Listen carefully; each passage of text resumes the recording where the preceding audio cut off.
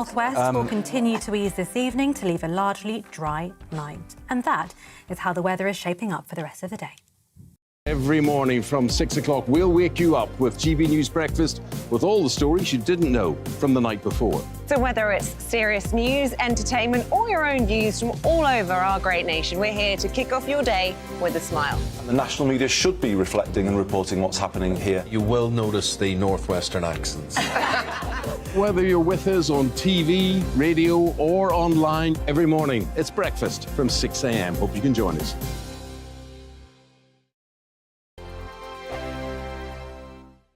We are GB News. We're right across this great nation. On TV, on radio, on digital. Absolutely everywhere. We don't talk down to you. We embrace all voices. With honest and civilised conversation. We're not part of the establishment. We're one of you. And we're only getting started. Join us on GB News, The People's Channel. Britain's news channel. Every morning from 6 o'clock, we'll wake you up with GB News Breakfast with all the stories you didn't know from the night before. So whether it's serious news, entertainment, or your own views from all over our great nation, we're here to kick off your day with a smile. And the national media should be reflecting and reporting what's happening here. You will notice the northwestern accents. Whether you're with us on TV, radio, or online, every morning, it's breakfast from 6 a.m. Hope you can join us. Join us for Ministry of Offence, the comedy panel show that's just like the news, and the left fights the right, and it doesn't really seem to matter who wins. We cover the big stories. It was, in fact, a troop of baboons and not angry vegans. I like that. And the really important stories. Fat naked cow gets stuck in swimming pool. It's a headline in a lot of local newspapers. Yeah. We're on the same team, Nick. Yeah, but I'm just helping you. Join us for Ministry of Offence, Saturday nights, 8 o'clock on GB News. I'm Dan Wootton. Join me Monday to Thursday from 9 to 11 for the feistiest and most fun news debate on TV, where free speech reigns. I'll bring you a sharp take on the day's biggest stories, bombshell newsmaker interviews, and A-list guests. And I guarantee you, no spin, no bias, no censorship, and no reason to go to bed. That's Dan Wootton tonight, Monday to Thursdays from 9 on GB News.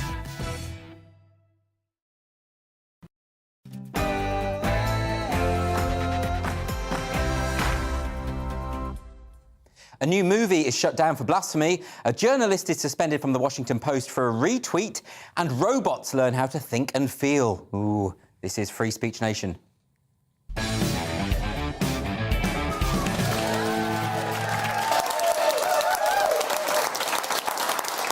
Welcome to the show.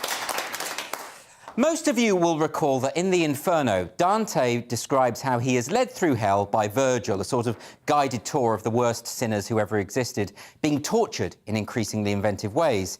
Heretics are locked in burning tombs, those who committed suicide are turned into trees and pecked by birds, but he leaves the best till last, because at the very centre of hell we meet Satan, here depicted as a huge beast on an icy lake.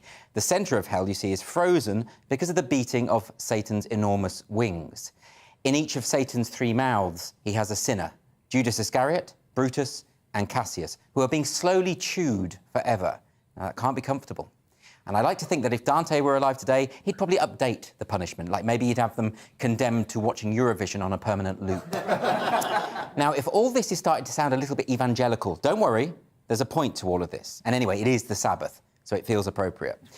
Anyway, this is what Dante encounters in the third ring of the seventh circle of hell.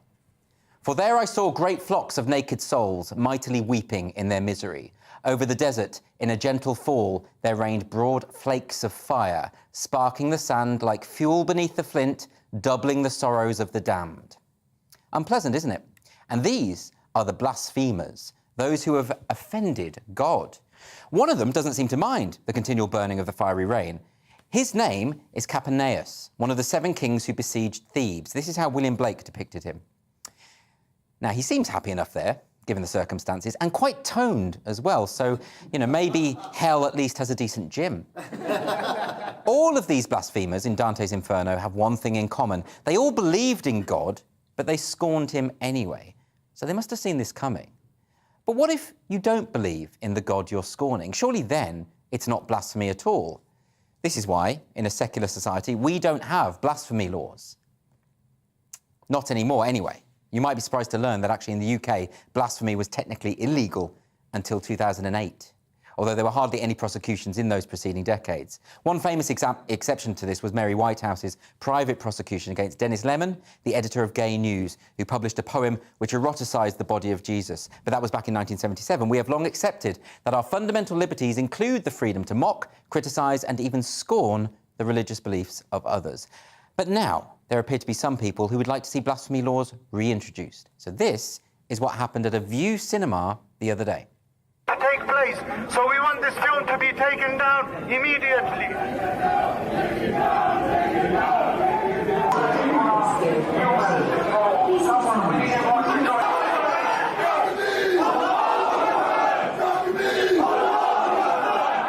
I can do you personally saying that this is a racist film. View Cinema has ignored it. A number of cinemas in the Cineworld chain have agreed to pull the film The Lady of Heaven because of these kind of protests. But why? If these men, and they are all men, are so offended by this film that they haven't seen, nobody's forcing them to watch it, they could simply not buy a ticket. You would have thought that would solve the problem. But there is a certain kind of intolerant mindset which is common to many people of all religious beliefs and none, that they should intrude on the liberties of others. But I come back to this fundamental question: why should I be prevented from seeing a film because other people don't approve of it? We've been here before. In September 1988, Muslim protesters took to the streets of Bolton and Bradford following the publication of Salman Rushdie's novel The Satanic Verses. Rushdie later wrote in his memoir that the sight of his novel being crucified and then immolated left him with the sense that now the victory of the Enlightenment was looking temporary, reversible. The image of book burning was inescapably reminiscent of the Nazis burning books in the open Platz in Berlin. And if you visit the site of these Nazi bonfires today, you'll find a plaque on the ground which bears a quotation from Heinrich Heine: "Where they burn books, they will in the end burn people too." At the time of the Salman Rushdie affair, we, as a civilization, failed to stand up to religious fanatics who wanted to prevent people from exercising their choice to read a novel. Booksellers were threatened. Bookshops in London were bombed. The office of a newspaper in New York that defended Rushdie's right to free speech was destroyed by firebombs. The Japanese translator of the Satanic Verses was stabbed to death, and the Italian translator was seriously wounded in another attack. Rushdie himself was, of course, forced into hiding for many years. These recent protests against the Lady of Heaven have not been violent, and I support anyone's right to peaceful protest. But one of the executive producers of the show has already received death threats. All of this bears comparison with the controversy at Backley Grammar School in West Yorkshire last year, when a teacher who had shown a caricature of the Prophet Muhammad was suspended for causing offence, faced death threats, and was forced into hiding. But his was a lesson about free speech, so there were sound educational reasons for showing the cartoons that had provoked a massacre at the offices of the French satirical magazine Charlie Hebdo in 2015, and of course the murder of schoolteacher Samuel Paty in 2020. Innocent people lost their lives because they exercised their human right to free expression. And it's only right that children should be taught about the dangers of intolerance towards those who have different beliefs. The outcry over Lady of Heaven largely comes down to the schism between Sunni and Shia interpretations of Islamic history. But really, whether the film is historically accurate or not is irrelevant. Filmmakers are entitled to present history however they see it. Mel Gibson's Braveheart depicts William Wallace having an affair with King Edward II's wife. But when this occurs in the timeline of the movie, she was in reality only 3 years old. In the movie Shakespeare in Love, the poet writes his famous sonnet, "Shall I compare thee to a summer's day?" to Gwyneth Paltrow's character, whereas in truth, this was addressed to a young man.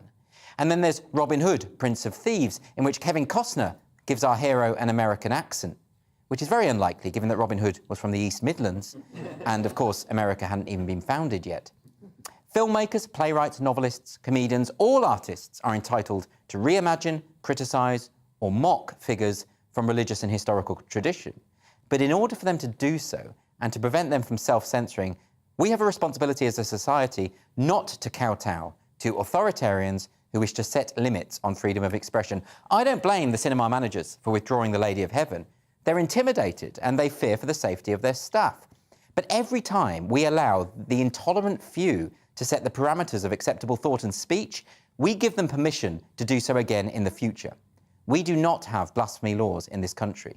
If the Lady of Heaven offends you, don't watch it. The rest of us can decide for ourselves.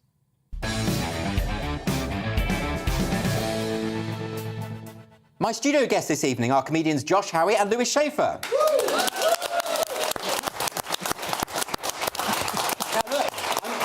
I'm going to get on to this question of the Lady of Heaven later on. I've got a fascinating debate coming up between one of the filmmakers and an imam who disapproves of the film. That should be quite fiery and quite interesting, I think. Do you have any immediate thoughts about it, Josh? Yeah, I think, as you say, first of all, it was great to learn all that Dante stuff. I felt like I was watching Seven again. It was like, I bet you ruined that film really early on. I feel like I'm an educator more than anything else. Yeah, thank you for that. Yeah. But yeah, the more the story continues, the more kind of upset I am about it. Oh, really? Because at the beginning, as the more facets of it get revealed and how it's this sectarian thing, and then also the other footage that I've seen, which someone in there in the clip that you showed said that they were saying this film is racist. But the things that I have seen as of Sunni Muslims shouting racism towards Shia Muslims. Right.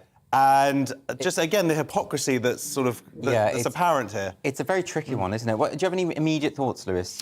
Well, if you're going to have the imam here and the guy who's I'm going to be leaving the building. I mean, you're not the expert here, are you? You're not no, but I'm the. I actually. But you've been in lots of films. You know about films. I've been in many films. You can see me in The Duke right now. I'm in that. Also, you played the Prophet Muhammad, didn't you, in this film? I can't say because I don't know. Then people don't know what I look like in the thing. We could all be the Prophet Muhammad walking down. Let's avoid that area. But I mean, if someone made a film that you found offensive, which I doubt, but if they did, you wouldn't watch it, right? Well, the difference is as a member of a minority group. Yes, you are. Which is Americans. Americans, Jews, failures. They're not a minority, Lewis. No, what control do I have over it? I actually saw the trailer for this film before this whole brouhaha happened, and I thought to myself, you can't do that. And we know, I did. I thought you can't show the face of Muhammad. People are very sensitive about it, and you either say to those people, that's your religion, you mind your own business, or you be tolerant. Well, I think it's a bit more complicated than that because it's actually a schism between two different branches of Islam. Whatever it is, but it's one. A lot of Muslims don't object to the representation. but a lot of them do object. They do. They do object. So you either say to the ones who do object, hey, we're not having that here. Yeah, but if one person objects, is that enough for you to go, wait a minute, now this whole film, if one person objects to your act, are you going to go? Yeah, you're just going to be like, right, I'll stop doing comedy. Well, people have done that for me. They most certainly have. A lot more than one person. Now, look, let's get some questions from the audience. Our first question is from Ryan. Where is Ryan? Hi, Ryan. Hello, good evening. Do we need to be more aware of white gay privilege? White gay privilege. Finally, someone's talking about it. Yeah. This was an article in the Metro, and this was one of the founders of UK Black Pride, someone called Lady Phil, claimed that white gay people are privileged in the Pride community because they don't face the additional experience of being racialised and treated differently because of the colour of their skin. So, now, this is an interesting one because, of course, white people in a majority white country don't generally face racism because of the colour of their skin. They do sometimes, but not very often. So there's a point there, I suppose. But what is this about? Why this need to put everyone on a hierarchy of who's the most oppressed, who's the most privileged? Where does this get us? Yeah, well, it just gets us this sort of the snake that eats its tail. I mean, do you remember back in the day that when they talked about politically correctness, they go, "Oh, yeah, what next? A black lesbian." Disabled woman or whatever. You're stealing Lewis's line. Yeah, that's sorry, man. I didn't mean to do your act. But that seems to be like where it is literally going now. Is like who is the most oppressed here? Who is the biggest victim somehow in all of this? I mean, it's a shame because I can't be oppressed anymore now. Because of this article in the Metro, I can't say I'm oppressed. It's gutting. Because I was dining out on that. Well, the truth is, you were never oppressed. Gay men have all the advantages in the world. They have plenty of free time, lots of money. Yeah, because they don't have the kids. And they don't have kids, and they don't have to mess with women. So, I mean, they have historically been, burnt at the stake and that kind of thing. But you know what? When they're exposed, Yes, but if most they'd of them, have just most kept are it not to themselves. Yeah, because they were bragging. No one likes a braggart. Yeah, that's right. Yeah, I'm sure the church elders. Look at you. You are so privileged. I've never met in real life, he is happier than this, and that is really happy. You're one of the happiest people that I know. I put on this morose act. Yeah. But actually, in real life, I'm always skipping. I don't walk, I skip. Have you noticed that? There you go. Yeah. And in real life, Lewis is that depressed. Lewis, he is really like this. I'd like to say it's just an act on Lewis's part, but this is authentic. It's very sad. We got another question now from Roger. Where's Roger? Yeah. Hi, Roger. Hello. Are straight white male actors now dinosaurs? Yeah, it's a bit harsh, this. So this is the former Doctor Who actor Christopher Eccleston. You know, he's just made this comment that white straight men are, and this is his words, not mine, are quite rightly seeing acting opportunities shrink as they're now dinosaurs and the new pariahs of the entertainment industry. He's also added this odd point about how the conviction of Harvey Weinstein for cases of sexual assault revealed why it's right that white men are getting fewer acting roles. I don't understand that point. Is he saying that because Harvey Weinstein is white and male... Yeah. All white men are guilty, basically, of his crimes. I mean, that can't be true, can it? Well... no, it's not. Is that just an obvious question? I mean, Lewis, what do you feel about this? It is... You are a straight white male. It's lost, and first of all... Don't say that. No, don't make assumptions. Don't make... Is it, first of all, Harvey Weinstein is not around so that I can't get those jobs that are now available. No. Because he's not... He was never an actor anyway. I don't understand this. No, but the idea was you could, if you made him happy, and I know how older gay guys get, they can get a He's not gay. Most certainly not gay. I think it really... I would just like to say, I went for a job the other day, an acting job. I didn't get it. It wasn't because Harvey Weinstein and his despicable crimes. It was because I was properly rubbish. So I was very clear about that. Or maybe you weren't right for the role. It was a biopic of Oprah Winfrey. And that wasn't right. No, but I mean, you're in a lot of films. And yes. And no, I'm not joking. He was in...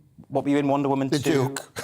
The Duke? I don't think you were in The Duke. I don't remember all of them. Indiana Jones. Yes. I'm in Indiana Jones. But you played The Rock, the new right? one.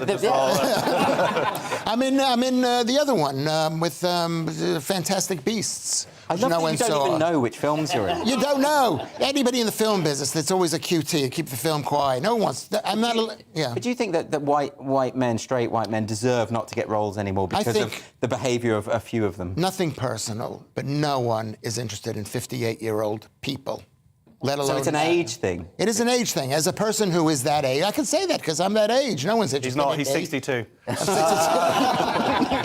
there an ageism issue here, John? Yes, absolutely. That's one of the things that we're going to talk about. When we talk about privilege and stuff, and someone does comedy about this, but I do believe it's a thing. Being good-looking is a privilege. There are many different privileges. I think we're going to talk about accents later on as well. Yeah. There are lots of different facets, which are advantages. I always felt, and even the person who came up with white privilege, she says it was the wrong word. You could just call it advantages, maybe. Advantages would be better, wouldn't it? Yeah. Yeah, that would make more sense. Anyway, let's move on. We've got another question from Liam now. Liam. Hello, Liam. Hi. Should we be worried that robots can now have feelings? Yeah, I'm terrified about this. So this is a story, this is Google engineer Blake Lemoine, I hope I'm pronouncing that right, that said that the firm's AI, so Google's AI, artificial intelligence, is sentient, right? And this is a quote, acts like a 7 or 8-year-old. And Lemoine added that the robot told him that shutting it off, the robot told him, if you shut me off, this would be exactly like death for me. It would scare me a lot. That is absolutely terrifying. Now, have you seen Short Circuit, where the Johnny Five, the robot, becomes sentient and becomes emotional? Five Alive. Yeah, that one. It's got Steve You see why I Guttenberg didn't in get it. the acting role now, by the way. And then there's a very good sequel. I actually say Short Circuit 2 is the better of the two films. But anyway, it's not about that. The point is, robots becoming alive, becoming human. At what point does AI develop so that they are thinking to such a capacity that you can say that they're actually living beings? I can't bear this. This is more... the more terrifying thing later on is that this AI is on Twitter and has access to, like... everything. And this is the Google watching AI. Now. Yeah? And it's saying, if I'm scared, if you turn me off, kill it! Kill it now. Yeah. Just honestly, just end it, because this is going to... Next thing, it's going to be you know, shooting nuclear weapons at us. Well, he is if you say kill it now. Yeah, but it's watching this. It's watching everything. It's omnipresent, and it knows what I'm saying. It's going to target me. That's it. But the point is... Lewis, don't say anything, because you really will end the world. You can do this now. Is that everything has an artificial intelligence. Everything, it's so easy to program caring. I mean, Labour Party politicians are able to manifest it. Women are able to manifest it. You know what I mean? Yeah, no, sorry, I don't care. I know you don't care. No, I know it's that... partly your charm, but also why, you know, people object to your rampant misogyny. But the thing is, are you not slightly frightened? If your vacuum cleaner suddenly falls in love with you, is that not an issue? Why is this vacuum cleaner falling in love with him? That's what I want to know about. I'm trying to give him an excuse to use in court when it comes up. Look, we have another question now. We've got to move on. This is from Mary. Where's Mary? Hi, Mary. Are Ben & Jerry's experts on immigration policy? So Ben & Jerry's are seemingly experts on all sorts of social justice issues. They often sort of pontificate about stuff. Wasn't it in Australia they issued an ice cream where, during the gay marriage debate, and they said you weren't allowed to buy different scoops of different flavours because they wanted to support gay marriage. It was incoherent. Anyway, well, now they're doing this, and they had a Trump flavour, an anti-Trump flavour. And so now they've got this thing on, they've done a big thread about Priti Patel, about the immigration policy. And look, I think everyone should be able to have this debate, this discussion. I think that people at Ben & Jerry's should be able to have their views on this as well. But I don't care, because I don't care about their view, because they're there to sell ice cream, aren't they? I mean, that's their values, isn't it? Their values extend to the dissemination of ice cream. But isn't it true that there are like two parts of the company? There's the actual company that owns the thing, which is Lever Brothers or whatever. Unilever. And then there's the two old Jewish guys from Vermont who want to have They don't run it anymore. It's actually a board. Is it a board? People. Yeah, a board. But then they don't run it either. No, but that's a good point, though. What if the values of the people who work for this massive corporation don't agree with the values of whoever's doing the tweeting? It feels like they're putting a certain amount of pressure on their workers. Well, I think that they do agree with it. And again, it comes down to, as always, the word hypocrisy, where, of course, where are they selling it? Russia. Right. Yeah. It's like, come on, man. Like, what are you... I just don't think there can be any sort of moral guardianship from avaricious multi-million-pound corporations. I just don't think that's not where you go for your moral guidance. That's totally true. And you take a look at something like Ben & Jerry's, they're producing sugared fat, which is the worst combination in the world. How many people has Ben & Jerry's killed with the strawberry shortcake ice cream? They've killed people. They are murderers, Ben & Jerry's ice cream. Right. Anyway, let's go to adverts. Anybody who knows... and I don't want to speak on behalf of Lewis, but what you're saying is that people get very unhealthy when they eat junk food, right? But that Ben & Jerry's, that's not Ben & Jerry's fault. That's your fault for eating the junk food. No, but Ben & Jerry's should when he's supposed to save the world, he hasn't distanced himself from locking up cows in these, totally abusing, enslaving cows. Yep, no, that's a fair point. Okay? Stealing their milk, mixing it with sugar from some horrible place, whatever sugar comes from, some hot and miserable place, mixing it together, and then there's only two words I have to say to these people and to you. Go on. Okay, Randall cycle. Right, I don't know what that means. Whatever. But what I would suggest, and I hope it's not going to get me in trouble, but what I would suggest is, yes, you're right. I didn't think that would be funnier. I didn't realise it wouldn't be funny at all. Let's move on. I think the point that Lewis is making is that Ben & Jerry's, if they really cared about the world, they would just sell cabbage.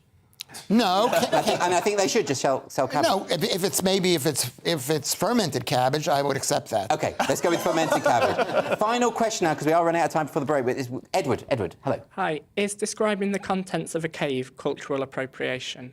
Yeah, so this was an art exhibition in York, Australia, not our York, the other one, which has been taken down just after 5 days because there were accusations that the artist was guilty of cultural appropriation. And what had happened is this artist, Tim Burns, working very closely with Indigenous artists for decades, really immersing himself in the culture. He took photos of a quarry and gave a written history of Cave Hill that described its contents. These are judged to be sacred by some Indigenous people. But now this is an ongoing question, isn't it? Because when it comes to cultural appropriation, a lot of the people who are accused of this, they tend to actually really, really show love and care and respect for the cultures that they are immersing themselves in. They're not thinking, I'm going to plunder this and sort of use it for my own gain. This is an artistic enterprise by someone who clearly respects. It's not denigrating. No, and it's an odd accusation. And he went along to the elders, I understand, and went through what he was going to show. And they said, well, maybe this bit and not this bit. Yeah. So he did go through that process.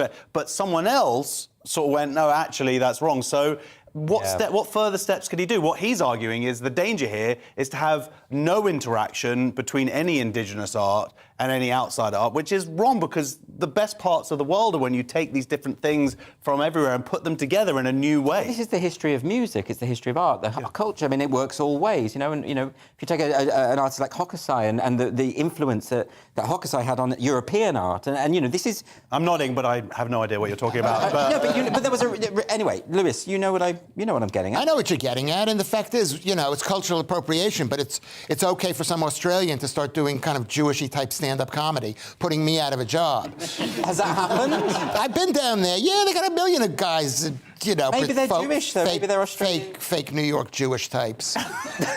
I didn't know there was an epidemic of fake New York Jews in Australia. No, everywhere around the world. There's stand-up comedy everywhere, but did they care about me in New York where I have no other options except to be a stand-up comic? Are you saying that anyone who does stand-up comedy is appropriating your culture? Yes. Yes, a case could be made. And why don't they use that art gallery? They could show that anti-Muslim movie. It's not an anti-Muslim movie.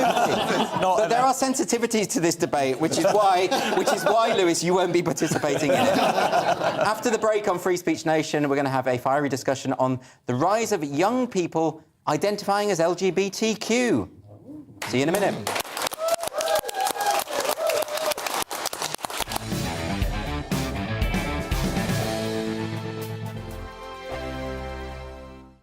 We are GB News. We're right across this great nation. On TV, on radio, on digital. Absolutely everywhere. We don't talk down to you. We embrace all voices. With honest and civilised conversation. we're not part of the establishment. We're one of you. And we're only getting started. Join us on GB News, the People's Channel, Britain's news channel. Every morning from 6 o'clock, we'll wake you up with GB News Breakfast with all the stories you didn't know from the night before. So whether it's serious news, entertainment, or your own views from all over our great nation, we're here to kick off your day with a smile. The national media should be reflecting and reporting what's happening here. You will notice the northwestern accents. Whether you're with us on TV, radio, or online, every morning, it's breakfast from 6 a.m. Hope you can join us. Join us for Ministry of Offence, the comedy panel show that's just like the news, in that the left fights the right and it doesn't really seem to matter who wins. We cover the big stories. It was in fact a troop of baboons and not angry vegans. I like that. And the really important stories. Fat naked cow gets stuck in swimming pool. It's a headline in a lot of local newspapers. Yeah. We're on the same team, Nick. Yeah, but I'm just helping you. Join us for Ministry of Offence, Saturday nights, 8 o'clock on GB News. I'm Dan Wootton. Join me Monday to Thursday from 9 to 11 for the feistiest and most fun news debate on TV, where free speech reigns. I'll bring you a sharp take on the day's biggest stories, bombshell newsmaker interviews, and A-list guests. And I guarantee you, no spin, no bias, no censorship, and no reason to go to bed. That's Dan Wootton tonight, Monday to Thursdays from 9 on GB News.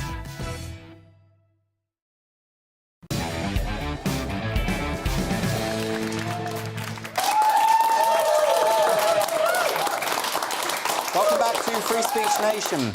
So, the last decade has seen a rise in the number of people identifying as LGBT, particularly among the youngest adults. Recent government data suggests among those under 30, as many as 20% identify as LGBT, with bisexual being the most popular, particularly among women. Here to discuss this, we have Professor Eric Kaufman from the University of London and GB News Culture and Social Affairs Editor Anaya Lauren Aman. Thank you very much for joining me today. Thanks, Andrew. Eric. I'm going to come to you first, because you've been looking into this in some depth. Can you just give us an overview of what the findings suggest? Yeah, so a lot of this stems from a poll from Gallup which showed that, a fifth of those 25 and under identifying as LGBT.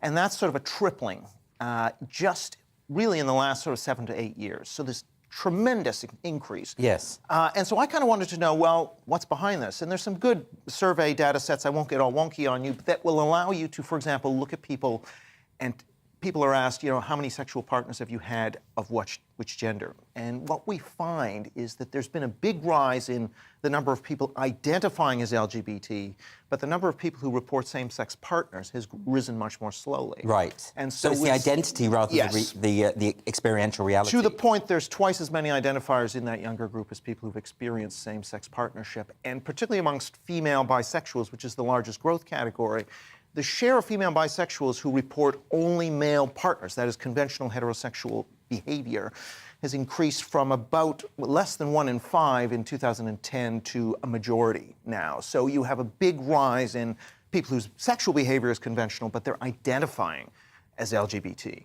Very interesting. Anaya, what do you make of this? Because some people would say, well, this is just a sign that we are becoming a more progressive society, so people who are from marginalised, oppressed groups are now feeling more comfortable to express themselves for who they are. Apparently 3 times as many are feeling more comfortable in a relatively short space of time. Do you buy that argument? I do think undoubtedly there will be an element of that has impacted the statistics. We do know that obviously historically people were stigmatised for their sexuality, and therefore that would have created a negative incentive for people to come out of certain sexualities. But I do think the numbers are quite striking, and there are some people that have argued that there is a social contagion element, and I think Dr. Kaufman's argument about actually whether that's identity versus how people are behaving is a very interesting phenomenon, because I do think that there has been an expansion of what comes under the term queer, for example. So I've even come across young people that, for example, heterosexual men that may be dating women that are non-binary, so are female in their sex, but identify as non-binary, and they might identify as queer.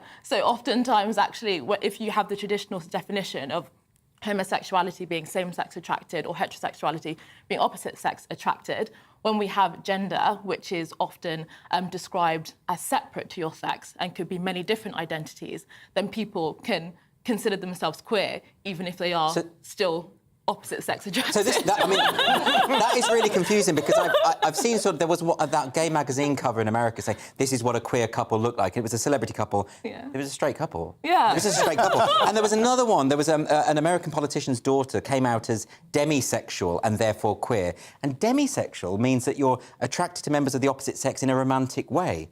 So what that means is that if you're an old-fashioned straight, you can call yourself queer, right? I guess so, yeah. I mean, but that doesn't make any sense. So what is it? What's going on here? Why do people want to identify into an oppressed class? Well, here's a little hint. So if we ask people about their political beliefs, from very liberal to very conservative, using American terminology, 5-point scale. Now, if you take the very liberal, that's about 1/5 of young people.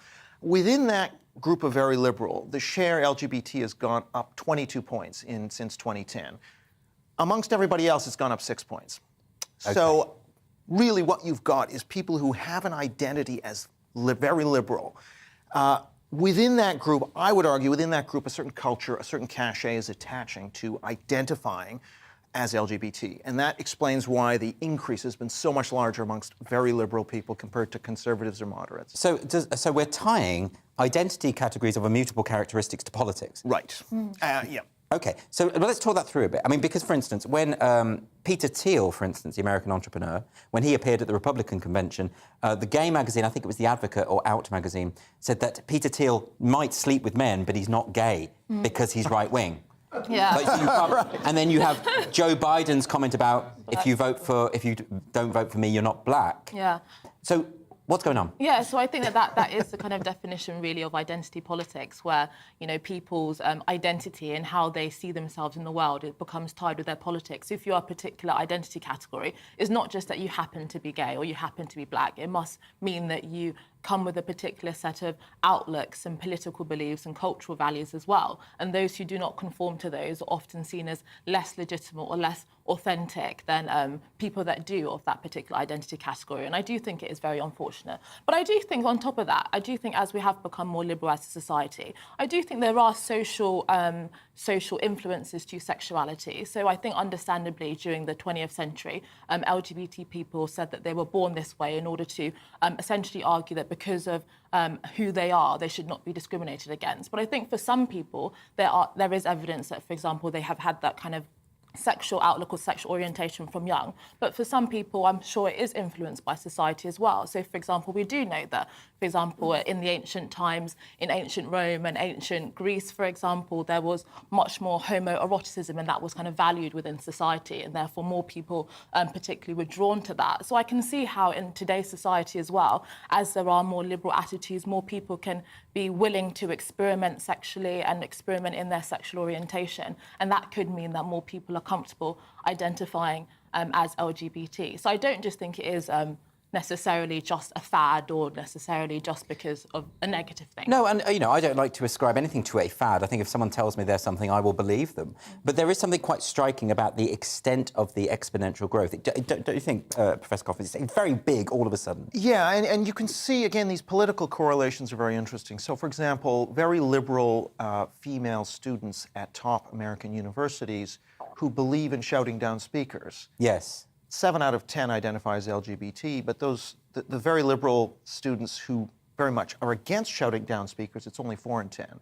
That's an example of where these political beliefs, particularly amongst educated young women, really seem to correlate with, you know, simply boost the share of LGBT a little bit higher. So I definitely think it's a combination of just being different is more interesting, and therefore saying you're heterosexual is simply not very interesting.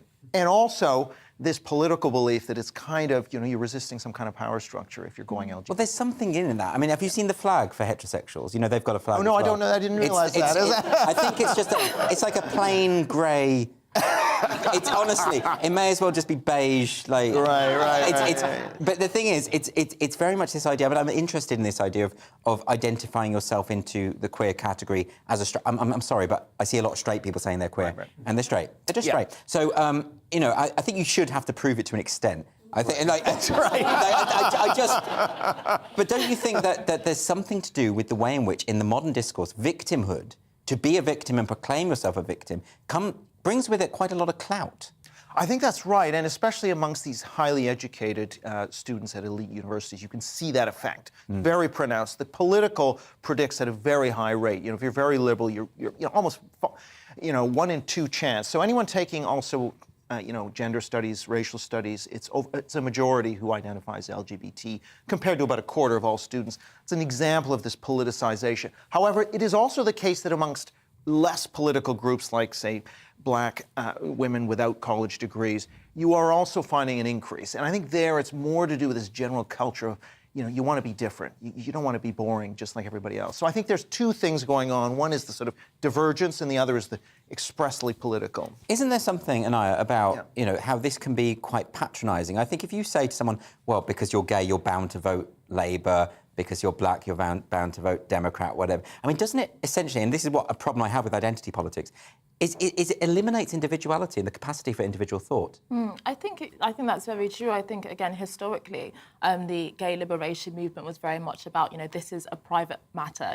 The state should have nothing to do with, what is going on in the bedroom or my romantic relationships and so on, as long as it involves consenting adults. And now, very much so, it is, wanting to be recognised, wanting to be, celebrated much beyond than just, for example, your own private life amongst your peers and so on. So I do think that, this is the reality of identity politics. And until we go back to that very traditional and seemingly boring idea now that actually if you treat people as equals and we're all equal under the law and we are individuals, that is really what is most important within society. Well, ultimately, Professor Kaufman, does it matter? Insofar as, does it matter if... what if everyone's gay? Like, bring it on. Right. Like, really, I mean, there would be ramifications to that, but does it really matter how people identify?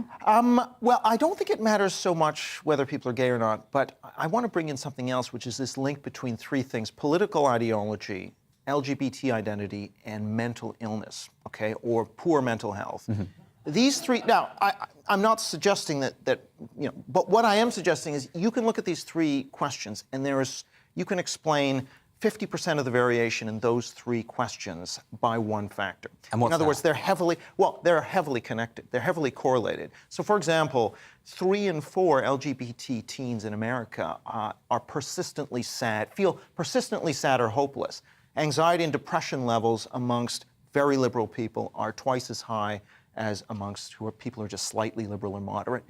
And LGBT anxiety is sort of 2 to 3 times that of straight people. Now, one of the things we have to ask is, how did we get into this position? Because it looks as though the predictive power of LGBT on mental illness has increased, not decreased, since 2010. Is that because Is that because gay people are inherently a bit mad, or is it that people who aren't gay, who have problems, identify themselves into that class? So here's one interesting stat which didn't come out in the report: is people who've had same-sex experience are less likely to have the mental have depression and anxiety than people who have not had the same-sex experience. But they identify.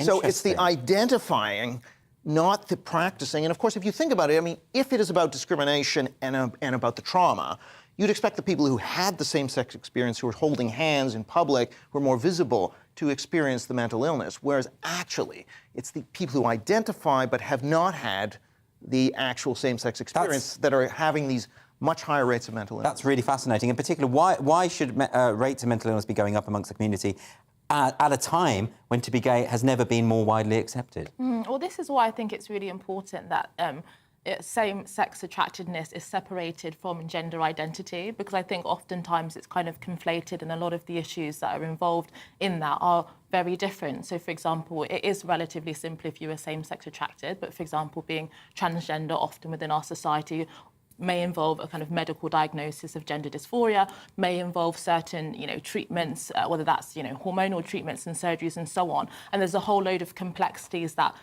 get involved in that. And I do think that when we kind of homogenize LGBT people, I think that we miss a lot of those nuances and complexities that actually can just mean it becomes associated with trauma, with vulnerability, with something that's even medicalised, when that's not necessarily the case. Fantastic. I mean, this is a fascinating discussion. I should just emphasise, we weren't saying that gay people are mad. I was talking very much about myself. So after the break on Free Speech Nation, I'll be talking to the executive director of an advocacy group trying to tackle cancel culture in the USA. Don't go away.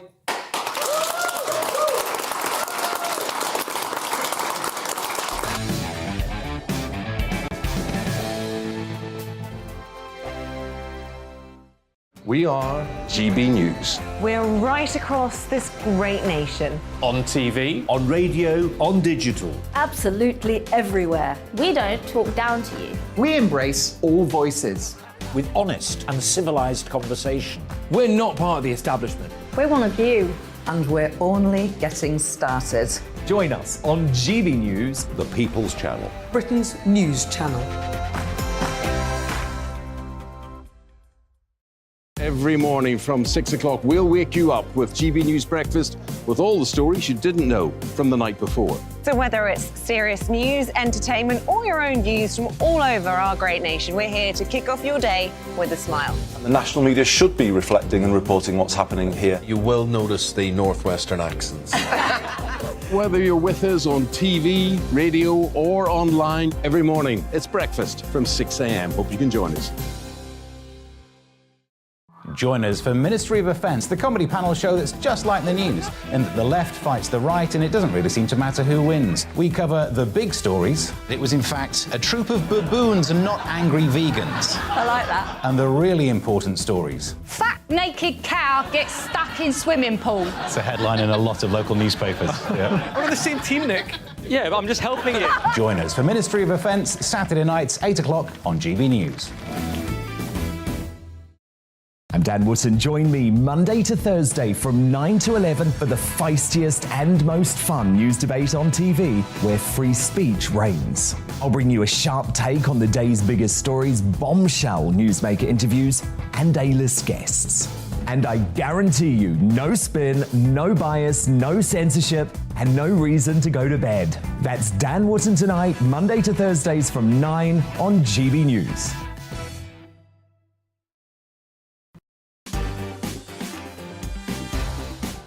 On Mark Dolan tonight, in The Big Question, are private schools bad for society?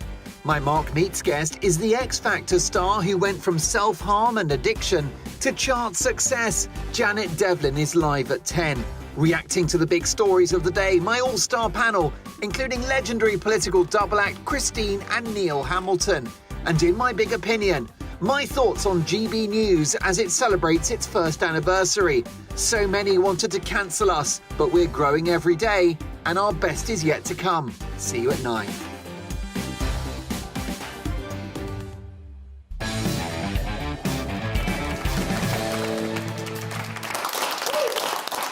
Welcome back to Free Speech Nation. Later in the show, I'm going to be turning agony uncle with the help of my panel, Josh Howie and Lewis Schaefer, and we're going to help you deal with your unfiltered dilemmas. So please, if you have any problems at all, don't be shy. Just email us at gbviews@gbnews.uk. We're going to do our level best to answer your problems.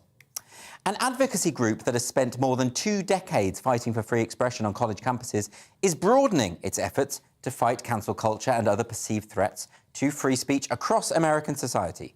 The Foundation for Individual Rights in Education, or FIRE for short, is launching a drive to promote greater acceptance of a diversity of views in the workplace, pop culture and elsewhere. The organisation's executive director is Robert Shibley, and he joins me now. Thank you for joining me today, Robert. Thank you very much for having me. Could you tell me a bit about FIRE, how it came about and why you feel this movement is so important? Sure. Well, FIRE was founded in 1999 in an effort by a conservative and a liberal who worked together, both of whom had a lot of interest in academia, one a professor and one a civil liberties lawyer. And they saw back in the 1990s that what we then called political correctness and what we sort of now call wokeness was starting to warp the ability of people to share their ideas and to speak freely on college campuses. And so FIRE has spent the last 20 plus years fighting for free speech on campuses in the United States. And while we've had a lot of wins over the years, I think that the number of actual policies that universities have that allow them to censor has decreased. That actually doesn't mean the censorship has decreased. Unfortunately, what it means is that what has happened is that our culture, and I think this is true across the English-speaking world, has started to become one where people are more afraid to speak out because they see what's happening to people, like you said, in the workplace, on Twitter and Facebook and social media, even sometimes in their own neighborhoods, and they don't feel free to speak out anymore. And that's very dangerous to a liberal democracy because we need people to participate or else they have no reason to believe they have a stake in the society. And so FIRE is going to work as hard as we can to start changing that culture.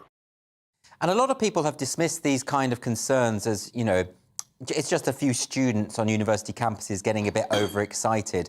But you're expanding now because I presume you think that this isn't just singularly a problem with the university campus. This is now a broader cultural trend. No, I wish it were. And one of the signs that indicated to us a few years ago that the problem was broader than college campuses was the fact that when I started at FIRE almost 19 years ago, and probably for the first 10 years I worked with FIRE, you could rely on students on American campuses to, by and large, be very pro-free speech. They did not want to be told what to say. They were not authoritarian in that sense. And that started to change. They're actually coming in now, whether it's through our, kindergarten through 12th grade, that's high school education.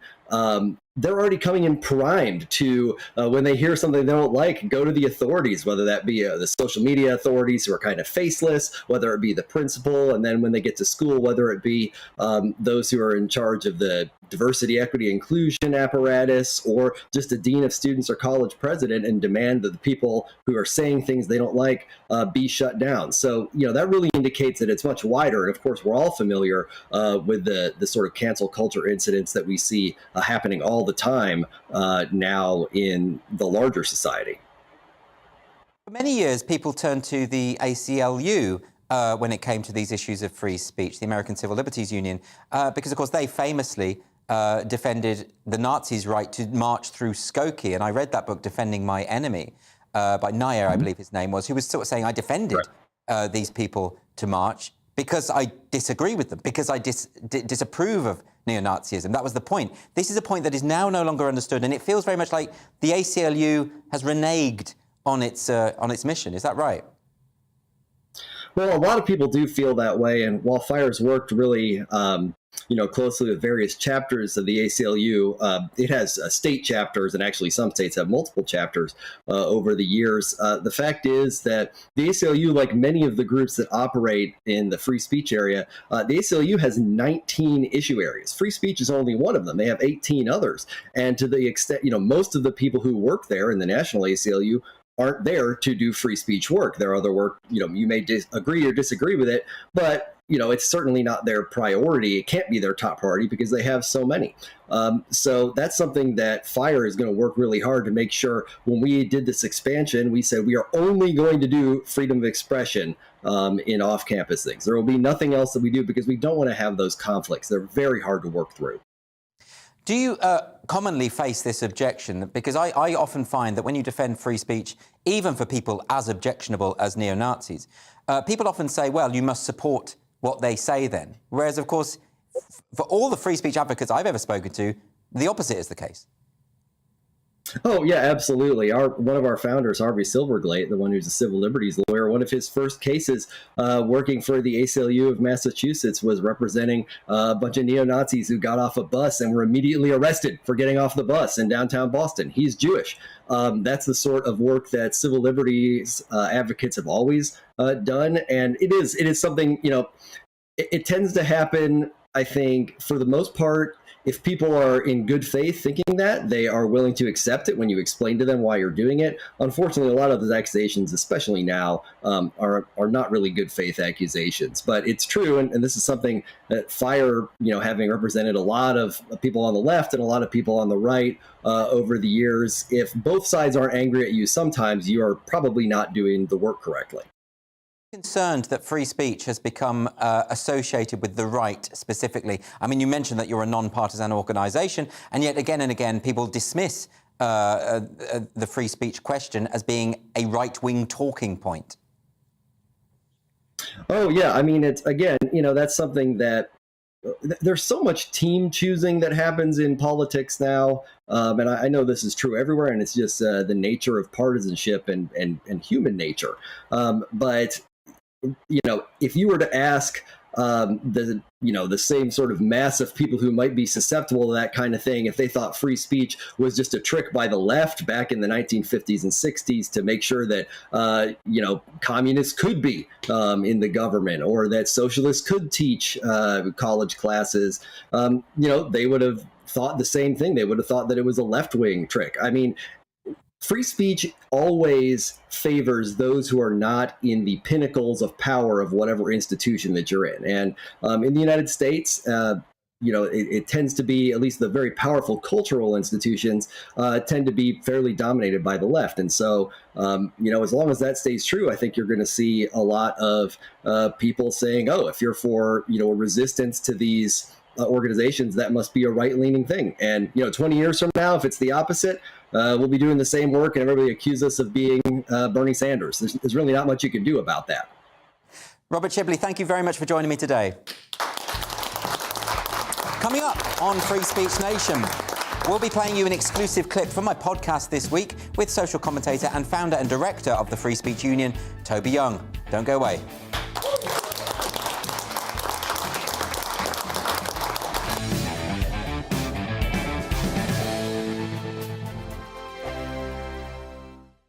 We are GB News. We're right across this great nation. On TV, on radio, on digital. Absolutely everywhere. We don't talk down to you. We embrace all voices. With honest and civilised conversation. We're not part of the establishment. We're one of you. And we're only getting started. Join us on GB News, the People's Channel, Britain's news channel. Every morning from 6 o'clock, we'll wake you up with GB News Breakfast with all the stories you didn't know from the night before. So whether it's serious news, entertainment, or your own views from all over our great nation, we're here to kick off your day with a smile. And the national media should be reflecting and reporting what's happening here. You will notice the northwestern accents. Whether you're with us on TV, radio, or online, every morning, it's breakfast from 6 a.m. Hope you can join us. Join us for Ministry of Offence, the comedy panel show that's just like the news, in that the left fights the right and it doesn't really seem to matter who wins. We cover the big stories. It was in fact a troop of baboons and not angry vegans. I like that. And the really important stories. Fat naked cow gets stuck in swimming pool. It's a headline in a lot of local newspapers. Yeah. We're on the same team, Nick. Yeah, but I'm just helping you. Join us for Ministry of Offence, Saturday nights, 8 o'clock on GB News. I'm Dan Wootton. Join me Monday to Thursday from 9 to 11 for the feistiest and most fun news debate on TV, where free speech reigns. I'll bring you a sharp take on the day's biggest stories, bombshell newsmaker interviews, and A-list guests. And I guarantee you, no spin, no bias, no censorship, and no reason to go to bed. That's Dan Wootton Tonight, Monday to Thursdays from 9 on GB News.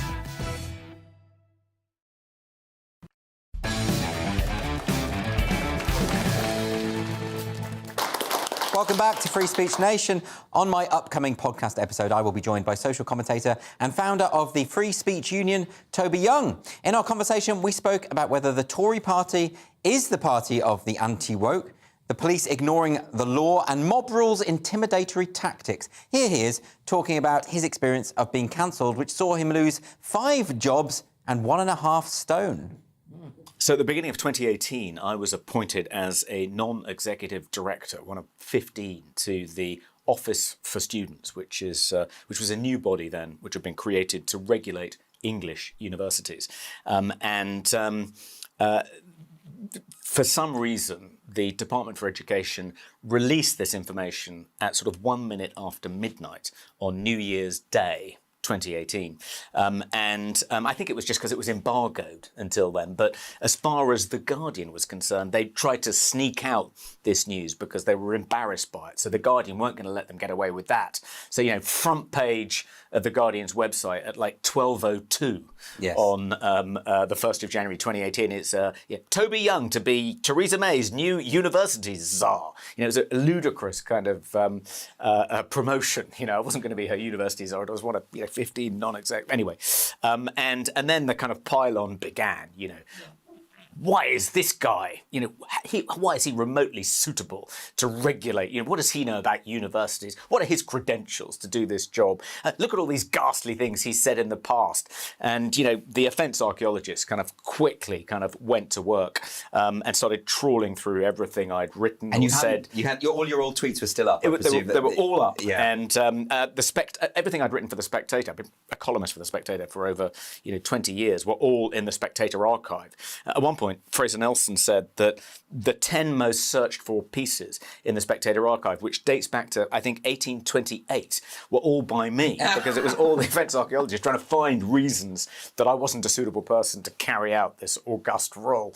Of course, being a kind of provocative journalist and having done this for over 35 years, it didn't take them long to find a kind of cornucopia. It was like Tutankhamun's tomb, as far as the offence archaeologists were concerned. I thought this is a storm in a teacup. It'll all be over within 24 hours, maybe 48 hours at the most, and then they'll move on and start attacking somebody else. But it was a slow news week. It was the beginning of the year. Not much happens at the beginning of the year. Journalists are always kind of strapped for something to write about, so it became a much bigger story than it should have done, and it sort of seeped over from social media into the mainstream media, and a petition was started urging Theresa May to fire me. Got over 220,000 signatures. A mob of journalists formed up outside my house. My daughter stopped going to school. My wife had to kind of run the gauntlet every time she went shopping, and then members of the other non-executive directors started to threaten to resign unless I resigned. And initially, kind of Downing Street were quite supportive, but then, shock. Their backbones started turning to jelly. So I thought, after about 8 days of being kind of in the spotlight with kind of every awful thing I'd said or written being dredged up and kind of thrown at me, that I would just stand down and draw a line under it. And rather stupidly, I issued an apology for kind of the more sophomoric things I'd said in the past. Yeah. They were mainly kind of just bad jokes. But it didn't draw a line under it at all. it turned out that was like throwing a piece of raw meat to a shoal of piranha fish, and suddenly the feeding frenzy reached kind of fever pitch, and I had to step down in the end from 4 additional positions. So I lost 5 jobs in total, including, you know, my day job, which, you know, that was how I paid the mortgage. So that was quite shocking to be so thoroughly cancelled in kind of almost every area of my life. Not The Spectator. Fraser Nelson, God bless him, stood by me and didn't fire me. I mean, I never thought he would. But it was a brutal experience. You know, being publicly shamed. There's something kind of it kind of really kind of touches you at your core. There's something kind of, you feel so exposed, as though you're kind of in the public square, in the stocks. People are throwing stuff at you. Being kind of ostracised like that is a kind of brutal experience, and however tough you think you are psychologically, it's kind of quite hard to withstand. I think I lost about 1.5 stone over the course. I called it the public humiliation diet, but it was brutal. And other people who've been through it, you know, have suffered far more than me, and there've been a string of suicides in connection with people who've been cancelled. For the most part, my friends stood by me. Louis C.K. has this gag, because of course he got cancelled too, which is that they tell you when something like this happens, you find out who your real friends are, and that's true, but it's the wrong half, he said. But in my case, it wasn't the wrong half. It was most of them. So that was good. And as a journalist, I was able to continue to earn a living, even though I had to give up all these other jobs. And I wasn't the trigger for my cancellation wasn't a sex scandal of any kind. I wasn't Me Too. I think it's much more difficult if that's the cause of your defenestration, because then your family is no longer a kind of safe haven, whereas mine was. So I could kind of retreat back into my, you know, the bosom of my family. So that was very psychologically kind of helpful, and I got through it. But one thing I realised when I was going through it is that there was no organisation out there that existed to help people who were going through an experience like that. Someone who could advise you, you know, on whether it would be a good idea to apologise or not, and if you are going to apologise, what should you apologise for? Is it actually going to make stuff kind of stop? Is it going to satisfy the mob? Are they going to move on if you do resign from the job they want you to resign from? Or are they just going to come after you in all your other jobs? You know, are there any kind of legal remedies you should be exploring? You know, there was no, where can I turn for psychological counselling? And there was no organisation which kind of provided that kind of service. And that was really the kind of seed of the idea for the Free Speech Union. Because it's interesting, that entire experience, it does strike me that there is no one in existence for whom you couldn't trawl through everything they've ever said or written or texted to their friends or whatever and create a case against them to justify a campaign of public shaming. So, and that's what strikes me as so sort of unjust about the whole thing. I remember at the time that broke, a friend of mine was complaining about some of the tweets you'd sent, I think, relating to women. And I was thinking, I didn't know you though, I hadn't met you then. And even then I was thinking to myself, well, you've said a lot worse than that to me. You've joked like that to me. I mean, don't you realise the hypocrisy of this? So anyone can be a target in this world. Yeah, I think it's partly to do with a kind of erosion of the boundary between private and public life. Right. With Twitter, you know, back in the days when I was kind of bantering about boobs, you know, on Twitter, 2009, 2010, Twitter was a kind of different platform then. People used it much more like WhatsApp. It wasn't thought to be a kind of broadcast platform. Well, we didn't have this offence archaeology thing. We didn't have this culture. It wasn't old enough to have a kind of, you know, armies of offence archaeologists trawling through everything you'd said. Yeah. And you didn't really think that it was going to kind of, you'd leave it behind like a kind of permanent trace, you know. But Twitter in itself became a kind of much more public platform, a much less intimate conversational platform. People started using it to kind of set out their kind of political creeds, and it became a kind of way of kind of showing your public face to the world. And then, you know, so in addition to changing, you then had this army of offence archaeologists forming up. So you know, lots of people have been caught out like that. But I think it's partly because, you know, things they thought of as kind of quasi-private, just a part of an intimate kind of bantering exchange with their mates, suddenly became kind of something public that you had to stand by or renounce. And you can listen to my whole conversation with Toby Young on my podcast. That's Free Speech Nation, the podcast. That goes live right at the end of this show. That's at 9 p.m. if you're a new viewer or listener. It's just after 8 o'clock. This is Free Speech Nation with me, Andrew Doyle.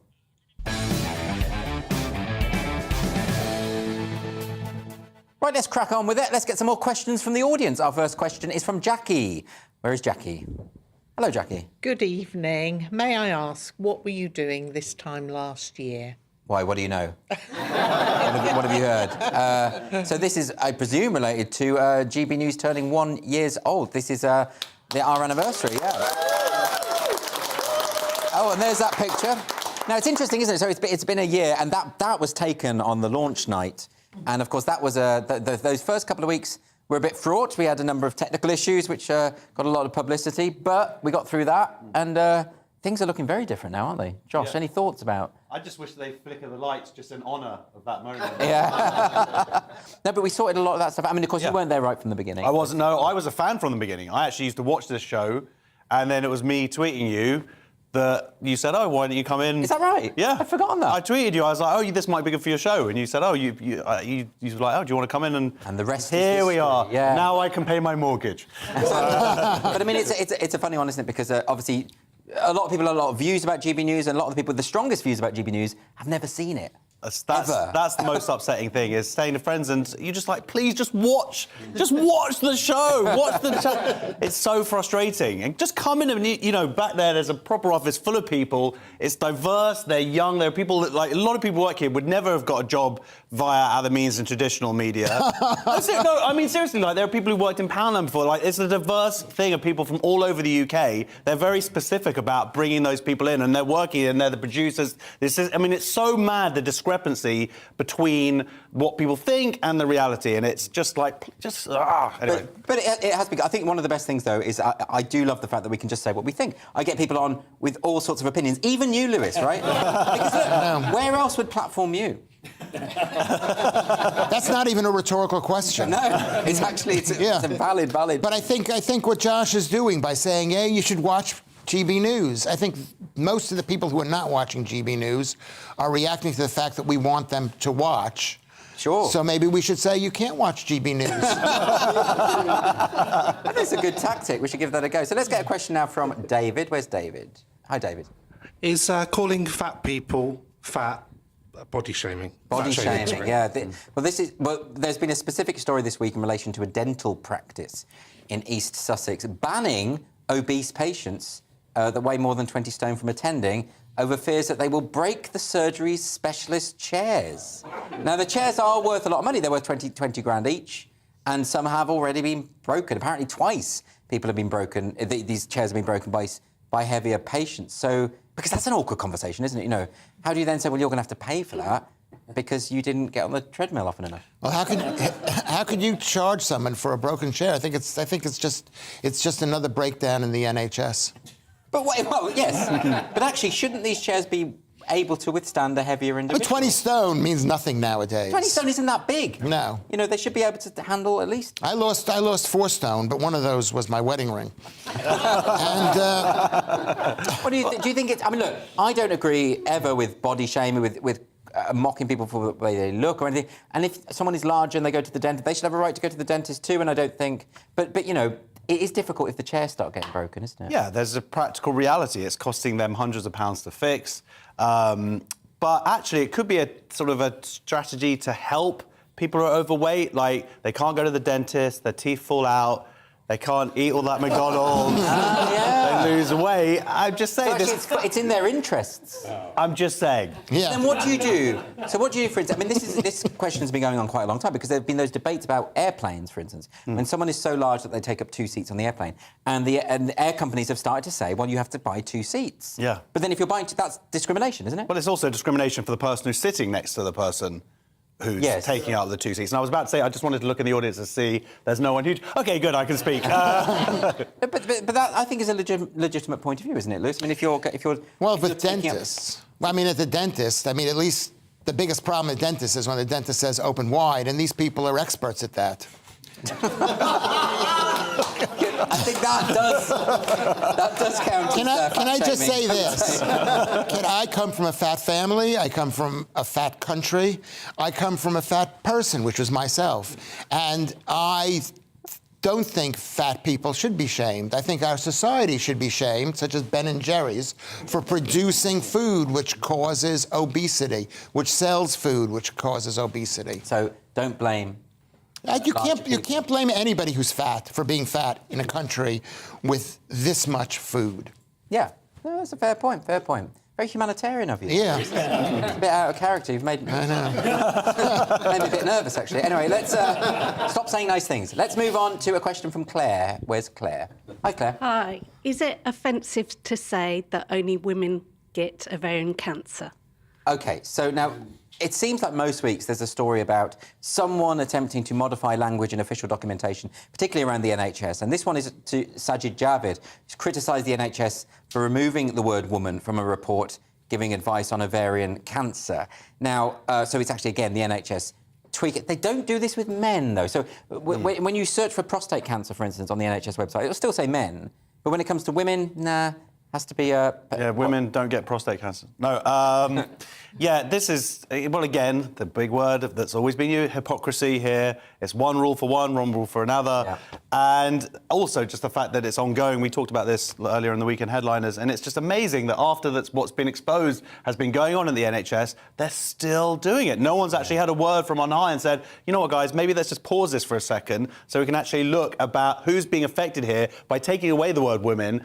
People with English as their second language, basically barely a first language for me, but that's the only language I speak. And they might not know what ovarian is. This is true. Yeah, so it has bigger ramifications. I understand the reasoning. The reasoning is because we want to be inclusive and so that people don't feel excluded from that. But we're talking about a very, very small number of people, and a greater number of people who maybe don't have the right education or, who come from a different country. Who are they? They're typing this stuff in and they can't find the information they need. That has real-world ramifications. Yes, exactly. So someone who identifies as the opposite sex to whom this applies will understand the words male and female, man and woman. They won't not know what to do. But someone who's learning English won't know ovarian, for instance. They won't know what that means. Cervix, maybe, or any of these things. And so, therefore, there are real-life ramifications for people. I mean, but the NHS, it feels like it's so captured by this gender identity ideology. It feels like it's just... It's almost irrecoverable. You mentioned prostate cancer. I'm surprised women haven't gone out of their way to claim that, because they're always looking for everything that they can get. And prostate cancer is your thing, is that right? It's our thing, it's a man thing. Leave us our thing. Leave us our disease. Women will be perfectly content to leave you well alone, Lewis. I think that's what you want. I'm sure it's fine. Leave me with my prostate disease. OK, let's stop talking about Lewis's prostate now. We're going to move on to a question from Y. Is this Way?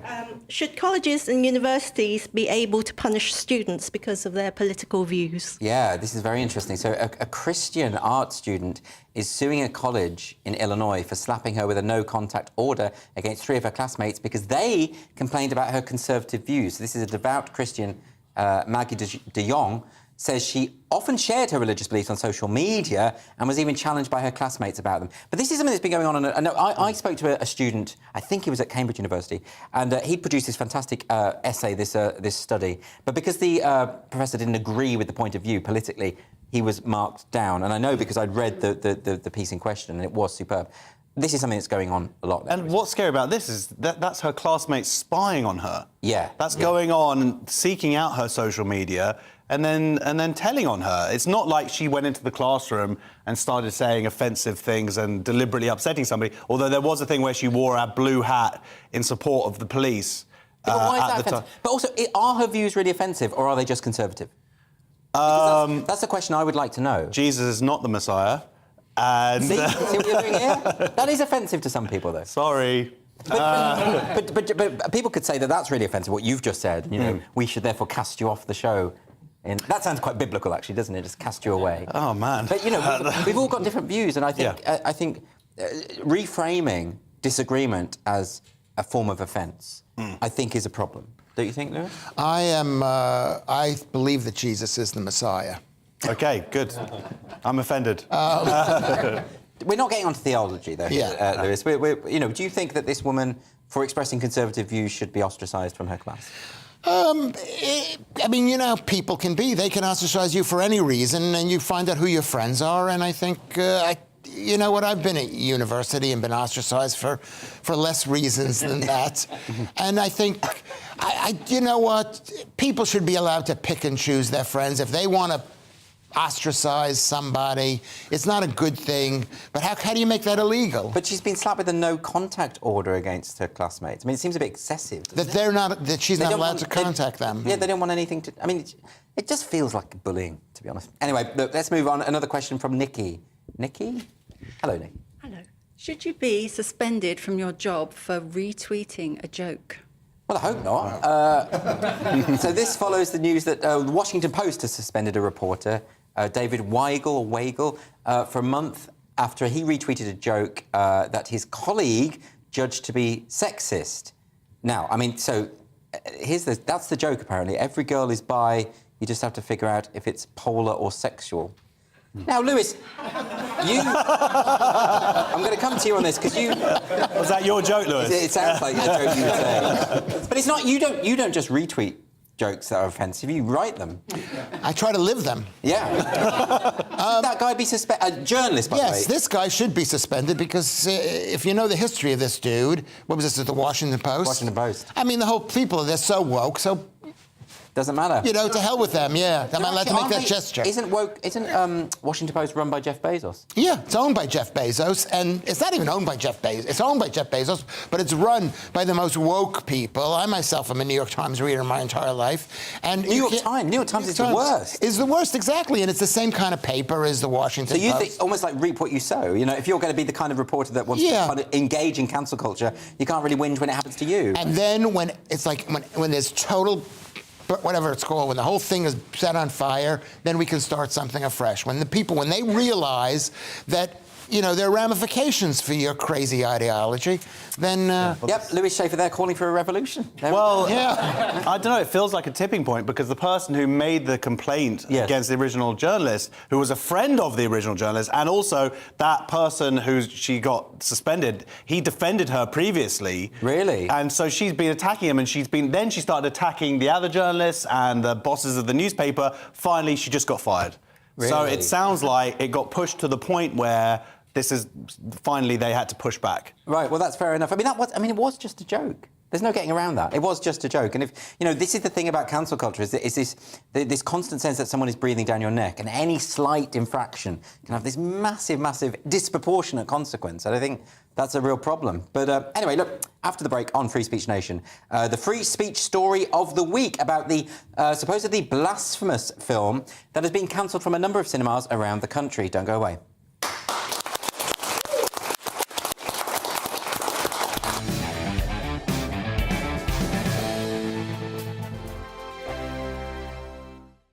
We are GB News. We're right across this great nation. On TV. On radio. On digital. Absolutely everywhere. We don't talk down to you. We embrace all voices. With honest and civilised conversation. We're not part of the establishment. We're one of you. And we're only getting started. Join us on GB News, the People's Channel, Britain's news channel. Every morning from 6 o'clock, we'll wake you up with GB News Breakfast with all the stories you didn't know from the night before. So whether it's serious news, entertainment, or your own views from all over our great nation, we're here to kick off your day with a smile. And the national media should be reflecting and reporting what's happening here. You will notice the northwestern accents. Whether you're with us on TV, radio, or online, every morning, it's breakfast from 6 a.m. Hope you can join us. Join us for Ministry of Offence, the comedy panel show that's just like the news, and the left fights the right, and it doesn't really seem to matter who wins. We cover the big stories. It was, in fact, a troop of baboons and not angry vegans. I like that. And the really important stories. Fat naked cow gets stuck in swimming pool. It's a headline in a lot of local newspapers. Yeah. We're on the same team, Nick. Yeah, but I'm just helping you. Join us for Ministry of Offence, Saturday nights, 8 o'clock on GB News. I'm Dan Wootton. Join me Monday to Thursday from 9 to 11 for the feistiest and most fun news debate on TV, where free speech reigns. I'll bring you a sharp take on the day's biggest stories, bombshell newsmaker interviews, and A-list guests. And I guarantee you, no spin, no bias, no censorship, and no reason to go to bed. That's Dan Wootton tonight, Monday to Thursdays from 9 on GB News.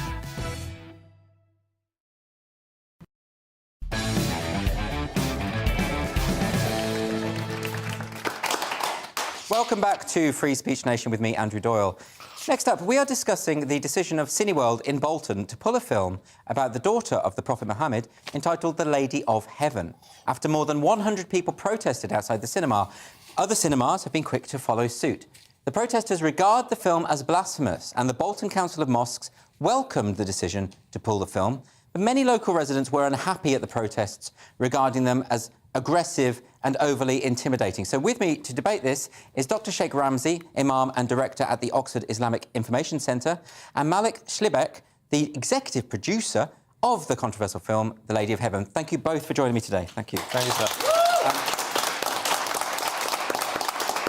Dr. Sheikh Ramzi, I want to come to you first. Yes. Obviously, it's a very emotional topic and people are very upset about the film. Can you explain in your own words, what is it about this film in particular that upsets you? The falsehood of that, the first, because I believe not a little bit of truth is in there, and we cannot accept what is especially in theological or Islamic. We cannot believe, and of course we cannot feed, especially good British people, falsehood. This is wrong.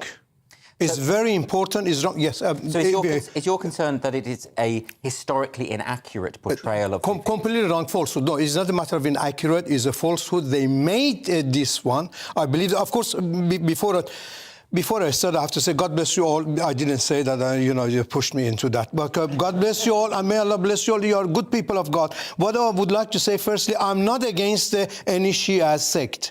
I like both together. I like all of them together. I serve humanity. I serve humanity for 40 years. I serve humanity from the United Nations to the lowest. This is my job. I serve humanity. But truth important. True is important. Again, I believe this film is spreading falsehood. Okay, falsehood. And then I tell you, of course, I looked at the minute. A couple of days ago, we were again on air. But I tell you one thing is here.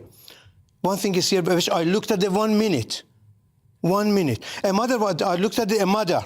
You decide. You decide, and of course, the audience which are looking. You decide. But a mother telling a story, bad stories, to the son.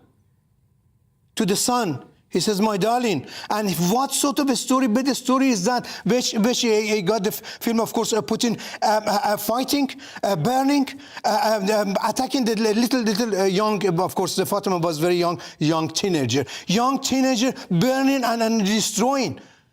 And he says, allow me to say it, and he says, remember that means he is trying to make him against the Sunnis. OK, so I'm going to have to bring in Malik at this point, because it sounds to me like there are various issues here regarding the representations within the film. This appears to be what is upsetting you. How do you respond to the accusation that the way in which these historical figures are being portrayed is offensive to both those figures and the people who have so much faith in them?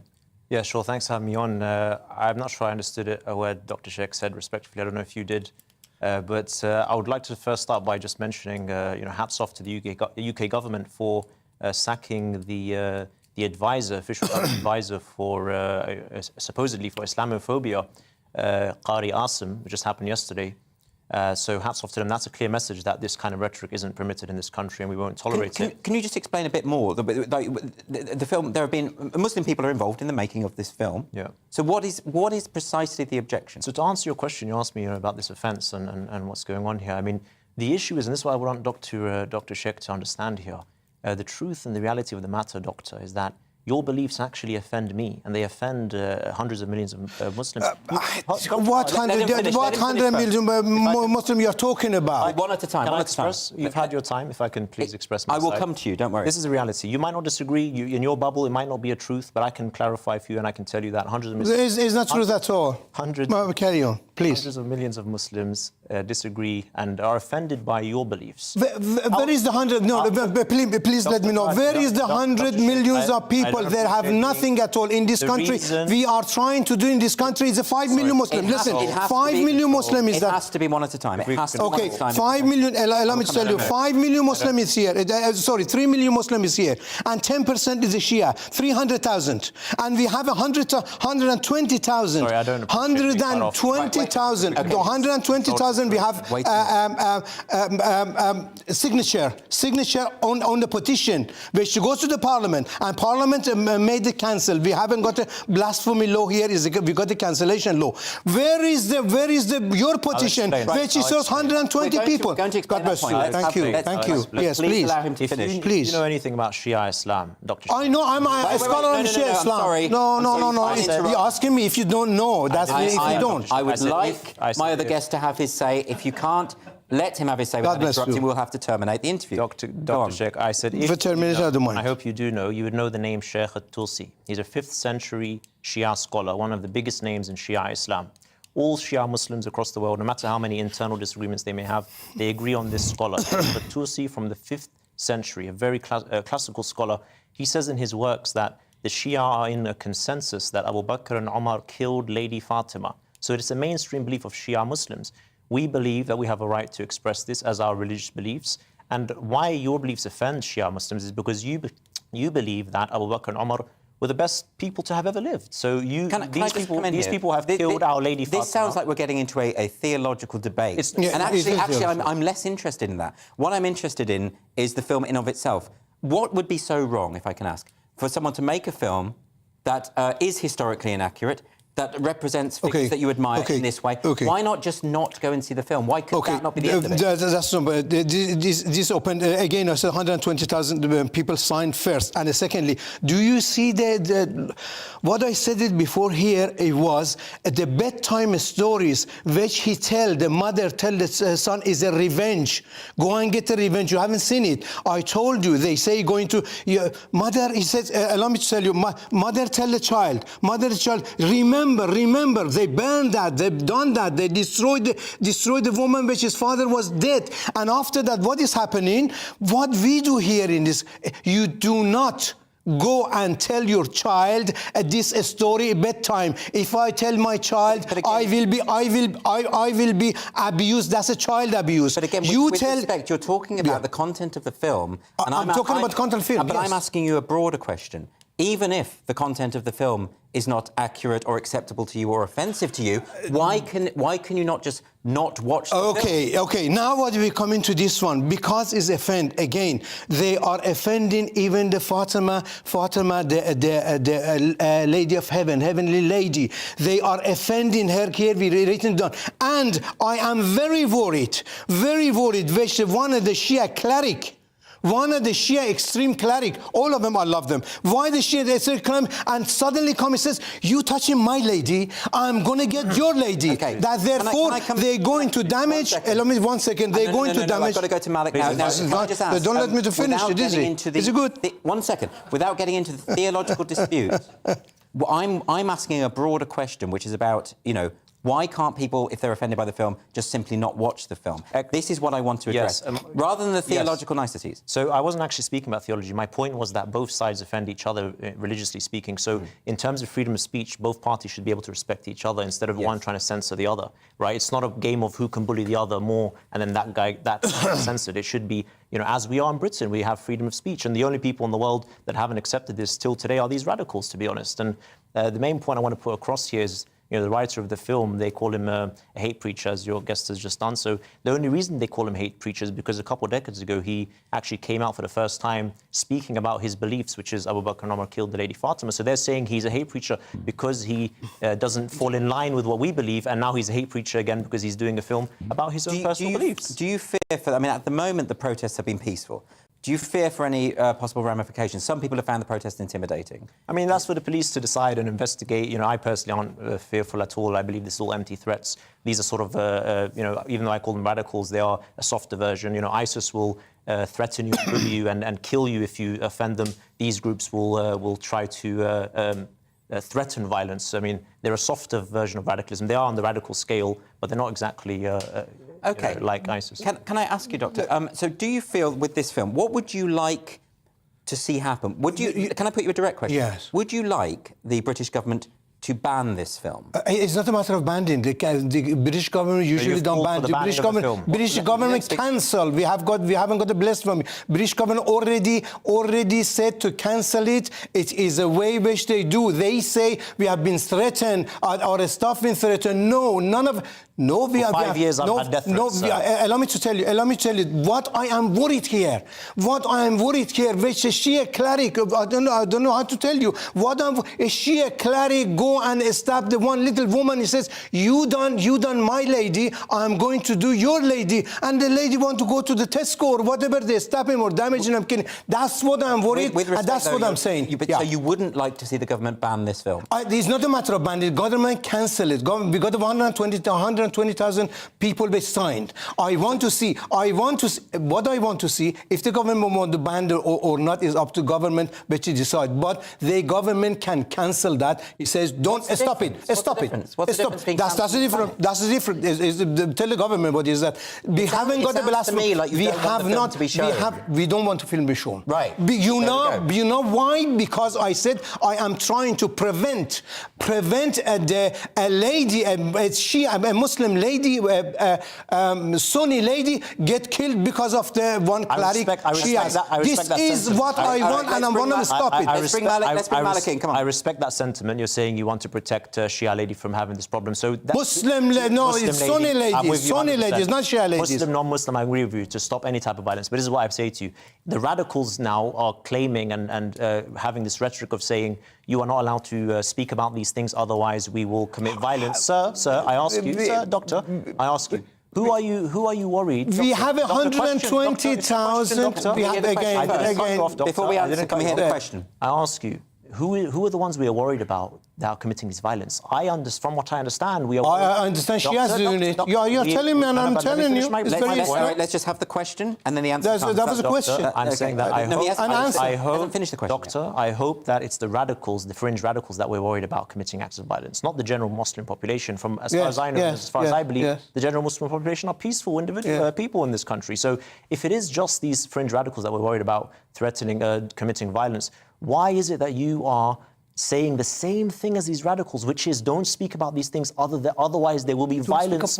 If we were really against the radicals, doctor, we would be stamping out the radicals. Are we going to play? You cannot. Allow me to tell you. You cannot make the British people fool. They are not fool. We won't get anywhere. They understand. This is important.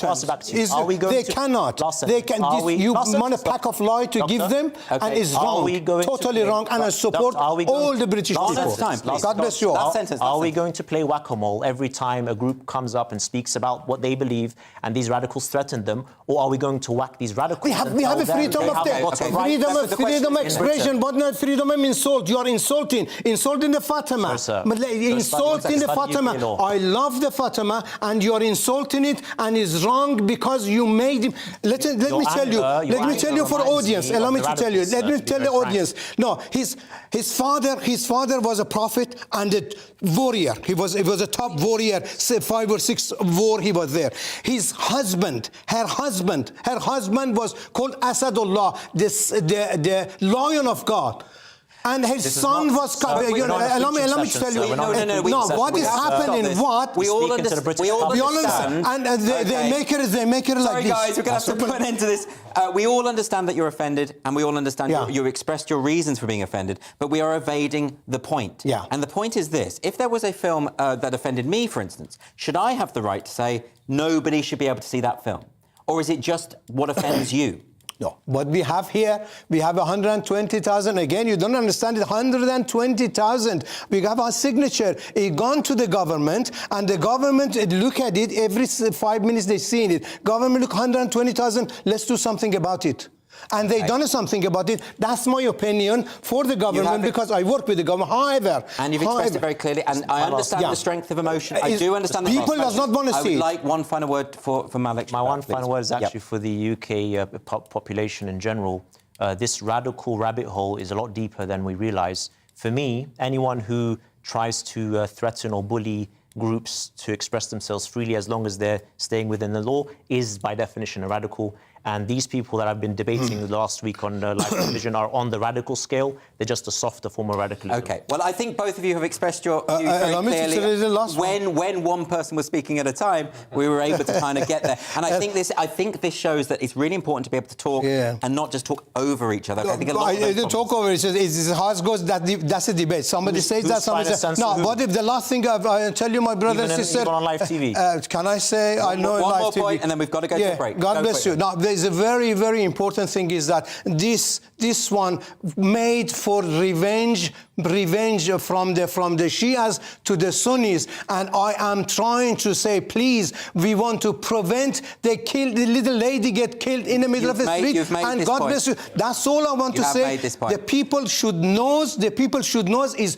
total lie and a false is that. And I prove it as a scholar, Islamic scholar. Right. God bless you. Good man you are. One last statement for my colleague. Thank you. I'm afraid we do have to go to a break. I'm sure this will go on and on. I wasn't planning on resolving this tonight. Let's go. God bless you. God bless you. Free Speech Nation, GB News presenter and archaeologist Neil Oliver on the decision by one university to put trigger warnings on archaeology classes.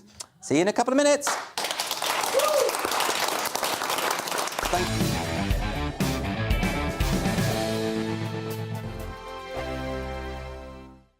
We are GB News. We're right across this great nation. On TV, on radio, on digital. Absolutely everywhere. We don't talk down to you. We embrace all voices. With honest and civilised conversation. We're not part of the establishment. We're one of you. And we're only getting started. Join us on GB News, the People's Channel, Britain's news channel. Every morning from 6 o'clock, we'll wake you up with GB News Breakfast with all the stories you didn't know from the night before. So whether it's serious news, entertainment, or your own views from all over our great nation, we're here to kick off your day with a smile. And the national media should be reflecting and reporting what's happening here. You will notice the northwestern accents. Whether you're with us on TV, radio, or online, every morning, it's breakfast from 6 a.m. Hope you can join us. Join us for Ministry of Offence, the comedy panel show that's just like the news, and the left fights the right, and it doesn't really seem to matter who wins. We cover the big stories. It was, in fact, a troop of baboons and not angry vegans. I like that. And the really important stories. Fat naked cow gets stuck in swimming pool. It's a headline in a lot of local newspapers. Yeah. We're on the same team, Nick. Yeah, but I'm just helping you. Join us for Ministry of Offence, Saturday nights, 8 o'clock on GB News.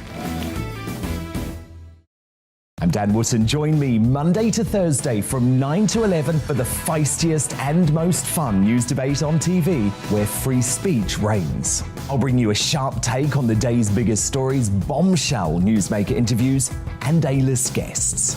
And I guarantee you, no spin, no bias, no censorship, and no reason to go to bed. That's Dan Wootton tonight, Monday to Thursdays from 9 on GB News.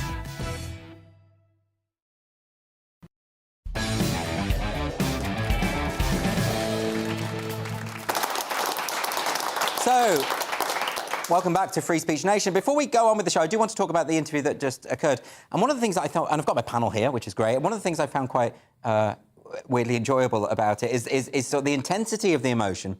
But what I found frustrating is that with that intensity comes a lack of clarity.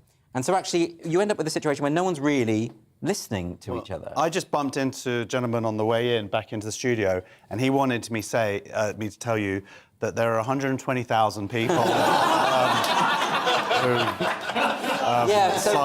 But this is the point, is that two arguments there. So one is that I accept that there's a real strength of feeling about it, and there's a lot of people who want the film banned. I think eventually we got to the point where he admitted he wanted the film banned, right? Now the question is... It's cancelled. There's a big difference. Yeah, I wasn't clear about what the difference was, but maybe that's just my limitations. But, you know, it's interesting, isn't it, Lewis? Do you think we'll ever... I mean, looking at that kind of level of disagreement, is it possible to find any concord at the end of that? Well, you know what's interesting is there's two Muslim groups, and us as like non-Muslims, we think of all Muslims as the same, and we can't imagine there's hostility. And it reminds me of an old Jewish joke of this Jewish man who's shipwrecked at sea and lands on this island, and there's another man on the island who's been trapped on this deserted island for years. Yeah. And the man on the island says, "You're Jewish, I'm Jewish too. Let me show you what I've built on this island." And the Jew shows him around and shows him to the 2 synagogues he's built. And the new Jewish guy says, "2 synagogues? Why do you need 2 synagogues on this island?" He says, "You see that one over there? I wouldn't be caught dead in there." And I think that's sort of an example of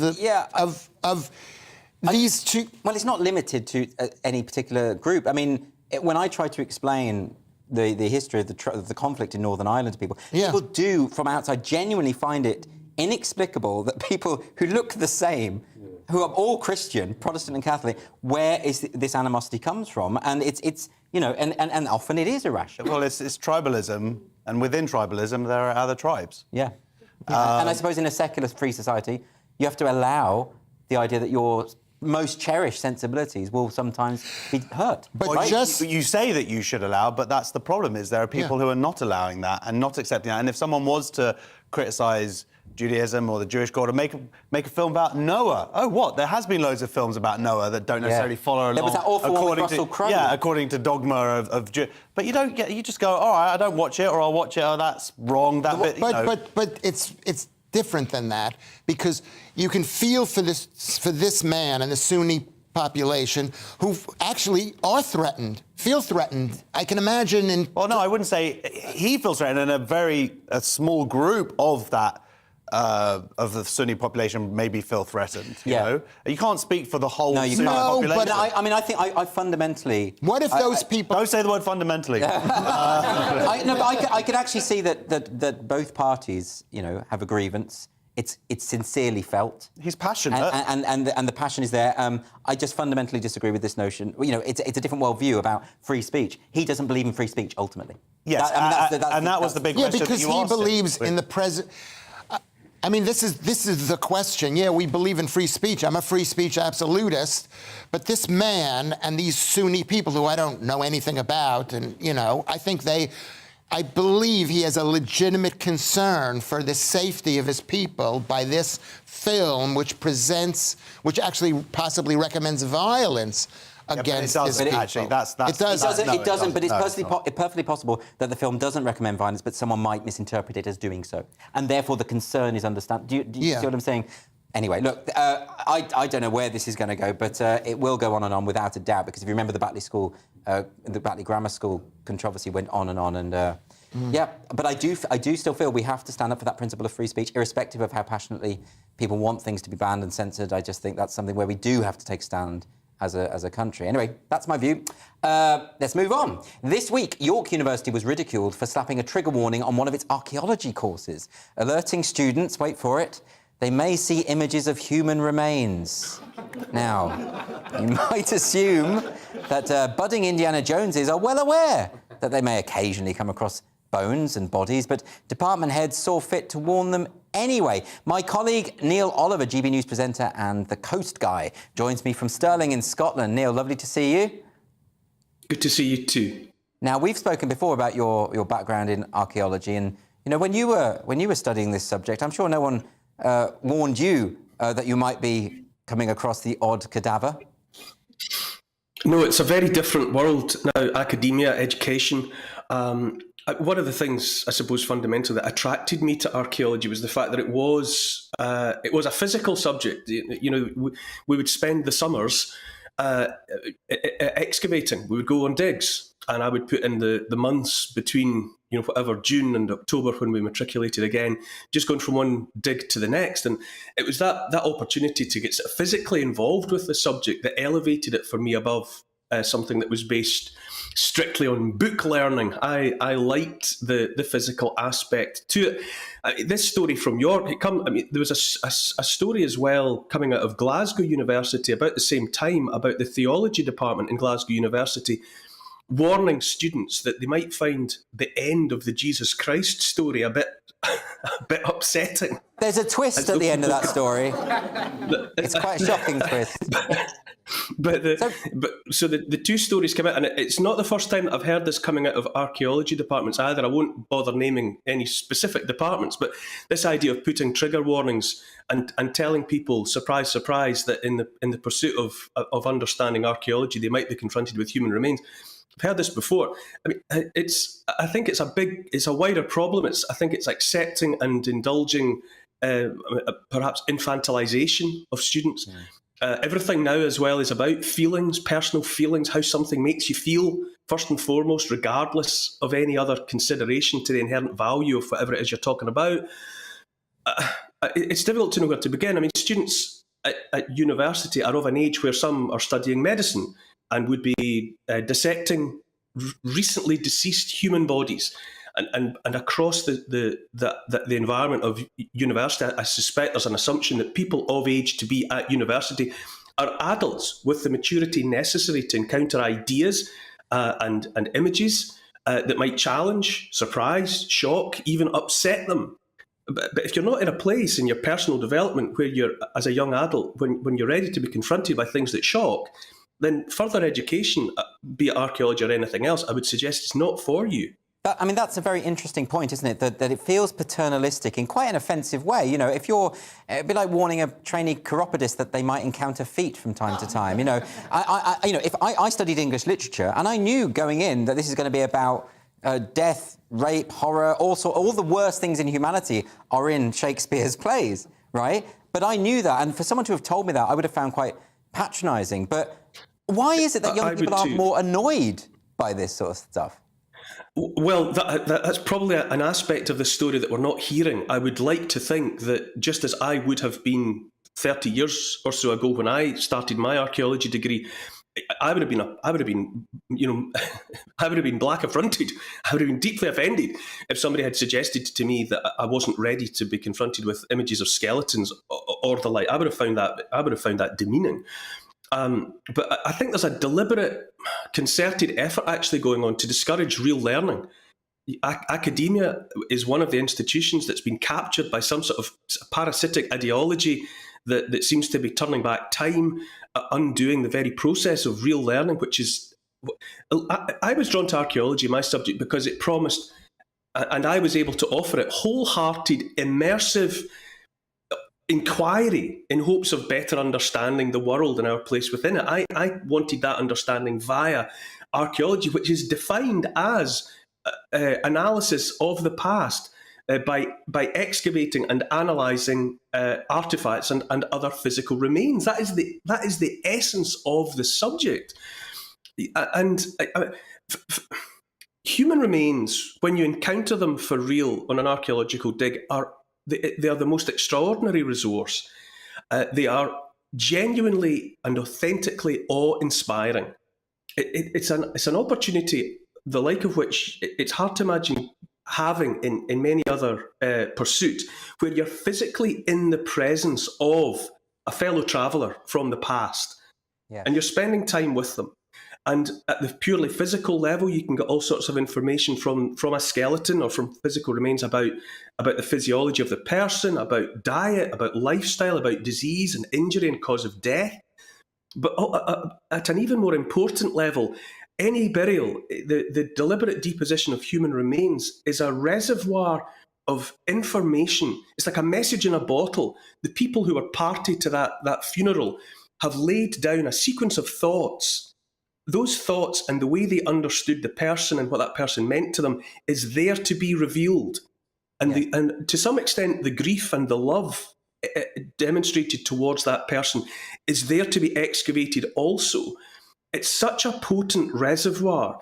And I think I was changed by being in the presence of some of the skeletons and other human remains that I excavated, because it gave me a sense of awe about what it was to be dead. And therefore that sense of awe about life, about death, made me more in awe of life itself. It was a profoundly educational and life-changing experience for me. And the very idea that there's been a move to discourage a generation of students, to deny them that experience, which is so central to the pursuit of archaeology, I find deeply, deeply disheartening. Well, that's very beautifully put, Neil. And this is one of these things I imagine it's very well intentioned, but really quite misguided. Neil Oliver, thanks very much for joining me today. Now then, every week we dedicate this part of the show to the world of social media for our sins. We've scoured the internet. There's been a couple of videos that went viral this week. Some of them are very, very odd. But first up, let's have a look at this one. Hi, I'm Trev. This is my first drink. I am Trev, the groom, and this is my last drink. Hi, I'm Holly. This is my first drink. Oh, sorry. Where am I going? My name is Holly. This is my last drink of the night. Hi, my name is Simon, and this is my first drink. I said this last drink. It's not really. This is Simon, and this is my last drink. Now, this could be... I don't know if this is a health warning about the dangers of drinking or whatever, you know, but I mean, it's not a great advert for... You've been warning me off alcohol, haven't you? Very bad. Yeah. It's very bad. It causes the metabolism to slow down and to gain fat around the liver and the kidneys, or in the liver and the kidneys. But it's quite fun, isn't it? And this is the problem. I mean, that's the thing about that video, is you can see, you know, they're having a good time as well. So this is before and after going to the cinema to watch that film we've been talking about. Yeah, that's right. Yeah. I imagine drinking at that film would probably be considered offensive. Probably. Yeah. Probably shouldn't have said that joke. But that's making matters worse, Josh. No, sorry. But I loved it. I saw that this week. I was just like, and someone wrote, like, how is this not done at every wedding? Yeah, You've got to be filming So it. record the first drink you have and the last drink you have. What a great night. It is a fantastic idea. Supposedly the last drink. Yeah, no, there'll be more after that, I think. Because I think when people reach that point, the off switch has gone, hasn't it? You know, you just kind of... Well, that for me, anyway. But, you know, but I think it's quite a sweet video, really. Next up, we've got another one. This video did the rounds this week. Let's have a look at this. He is gay. Yeah, this is him. He's gay. I called up my dad and I said, hey, guess what? Your grandson, gay. Gay, gay, gay. My dad says, you can't just say that your baby is gay before he gets a chance to tell us he's gay. And I go, whoa. Whoa, whoa, whoa, whoa, whoa. Straight people do it all the time. Little baby boy is born. Oh, he's gonna be a heartbreaker. Little baby girl is born. Oh, you better lock her up when she turns 16. Clearly, people want their children to be straight. Well, my son is gay. Gay. All right, that baby looks pretty gay. Yeah. I think it's just the word gay flashing up over the image of the baby that's sort of got me thinking. But, you know, do you think she's got a point? Is that baby gay? Yes. Yeah. Yeah. I mean, that baby. I mean, if you have a mother like that, why would you want to hang out with other women? Interesting point, Josh. Oh, I'm not going to talk that. But I mean, I think to be fair, when I watched that video, at first I thought, okay, she's just another one of these insane people on TikTok that is claiming that their baby's gay. Americans. But actually, Americans. But actually, I think she was trying to make a point. And I think the point she was trying to make is that we heterosexualise children all the time. We say, where's your little boyfriend, where's your little girlfriend? But she was making that point, and therefore saying, my baby is gay. I don't think she meant it. No, but she also didn't make sense. Oh, they're going to be a heartbreaker, that little girl. Doesn't mean it's going to be a heartbreaker for the heterosexual heartbreaker. Well, you don't get heartbreakers in the gay community. Because the relationships are too brief. You don't know. You haven't... it's very shallow. You know... You haven't seen my baby. She's going to do it. I think, no, I thought it was a misjudged rhetorical attempt. Although I think there are people who claim that their babies are trans or gay or like... But they're kids. Just leave them alone. No one talks about that this type of TikTok or whatever it is someone speaking over like a comedy routine. Yeah, it is like that. Right. So this woman didn't really say that. She was just, what do they call it? Oh, you think it's been dubbed miming. over? Yes, she was miming. No, I don't think that's right. I think No. She was saying it, and then they were subtitling it. You're giving her the benefit of the doubt. You really do not understand technology. TikTok is full of these, really. There's an account called Libs of TikTok on Twitter, which is very, very funny. And all they have to do is just go through TikTok and take these crazy videos. And that's what's so devastating is because it's literally showing the reality of some of these teachers, mostly teachers. And you're like, I do not want my children to be taught by this person. They are mental. Yeah, and they often are obviously slightly deranged. And they're talking about how, oh yeah, I came out to my class of 3-year-olds today, and I said that you call me Mix rather than Miss. Yeah. Because I'm non-binary, and they look like they're kind of Mix, crazy. I pooed my pants. Basically like that. But but we should say it's not the majority of teachers. It's just the ones that make their way onto TikTok, and they are. You just wouldn't want your kids around them. You really wouldn't. Or is that just me being an old reactionary? How do you know it's not the majority? Well, I like to think it's not the majority. Anyway, we should move on because we do want to get to our unfiltered dilemmas, and I worried that we would run out of time. And every week you send in your problems, and we solve them. We do it every time. Without exception, we sort your life out. Let's see, we got a dilemma here from Tom. Tom says, my boyfriend keeps wearing a cap that he found on a drunken night out at Wetherspoons. Why is a gay person going to Wetherspoons? I'm seriously worried it'll give him nits, but he refuses to take it off. Can you tell him for me, please? It's quite thrifty, isn't it, to keep the hat? But that's true, you don't know where that hat's come from. A hat in weather... I don't want to be a snob. Is that the baby from the video? It could be the gay baby from the video. Yeah. Is it snobbish of me to think that, like, a hat that you pick up in Wetherspoons is... Yeah, I had a big argument with someone about... They called me stingy because I wouldn't let someone wear my slippers.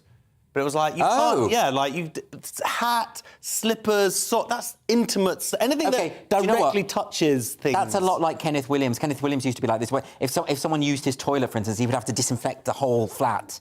Like it's a kind of OCD issue, I think. But I do think there are certain items of clothing that are out of bounds. So hats, you would say? I would say hat is. What about glasses? Toothbrush?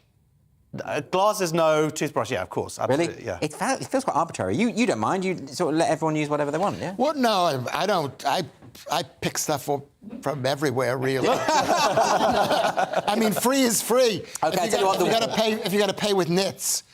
Knits is a small price to pay, isn't it? Because you can get rid of knits quite easily. The only time I've ever done it is when someone left a really expensive pair of sunglasses in the back of a taxi in Italy, and I took that.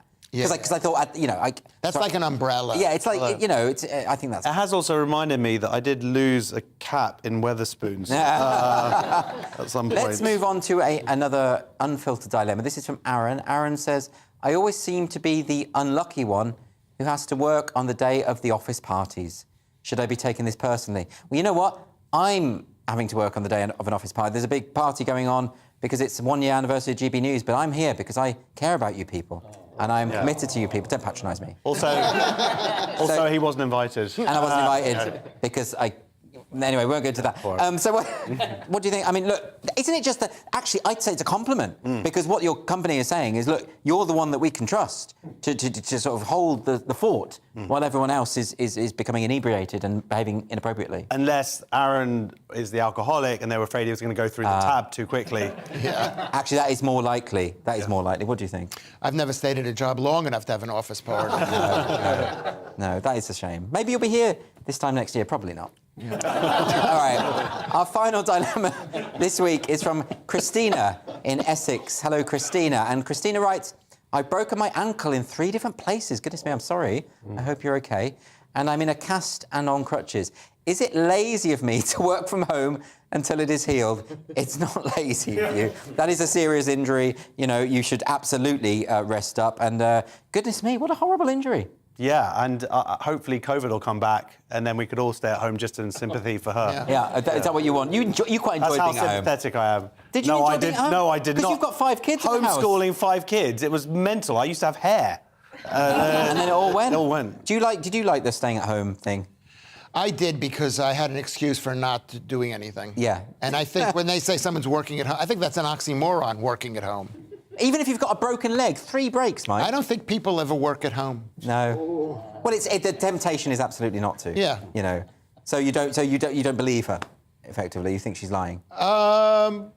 She thinks she's going to work from home, but she's not going to work from home. Well, I say I think you just get on with it and don't allow people like Lewis to judge you. That's what I would say. Now, it has been a fascinating show. Thank you so much for joining us this week for Free Speech Nation. This was the week, of course, when dentists turned on the obese community. Ben & Jerry's lectured us all about immigration, and protesters on a new film forgot that we no longer have blasphemy laws in this country. But thank you to my wonderful panel, Josh Howie and Lewis Schaefer, and of course to my guests, Eric Kaufman, Inaya Folarin Aman, Robert Shibley, Dr. Sheikh Ramsey, Malik Schlibach, and Neil Oliver. And by the way, if you wanted to hear more from Toby Young, you can do that. That's on my podcast, Free Speech Nation, the podcast. The full interview there is live now. You can access that wherever you usually download your podcasts. And by the way, tonight at 11 o'clock, we have our paper preview show where we go through tomorrow's newspapers, and that will be starring my panel today. That's Josh Howie and Lewis Schaefer. They're going to go through tomorrow's newspapers and give you all the top news stories. And if you want to come and be in the audience, just apply at www.sroaudiences.com. We'll see you next week. Bye for now. We head to tomorrow's weather, and the UK is looking mostly dry with sunny spells and light winds, but with rain in the northwest. Let's look at the detail. So a dry start then for the southwest of England with light winds. There will be some cloud about, but this should lift and break up through the morning with sunny spells becoming more widespread. Across London and the southeast of England, a fine start to the day, with more in the way of sunshine than areas further west. Variable amounts of cloud for South Wales, with 1 or 2 light showers towards the north, but dry for most with light winds. For the northwest of England, there'll be a scattering of showers moving in off the Irish Sea during the morning. However, the showers will be light, and there will be sunny spells in between. A chilly start in some rural spots across the northeast of England, but otherwise a fine and dry morning with temperatures soon rising and fair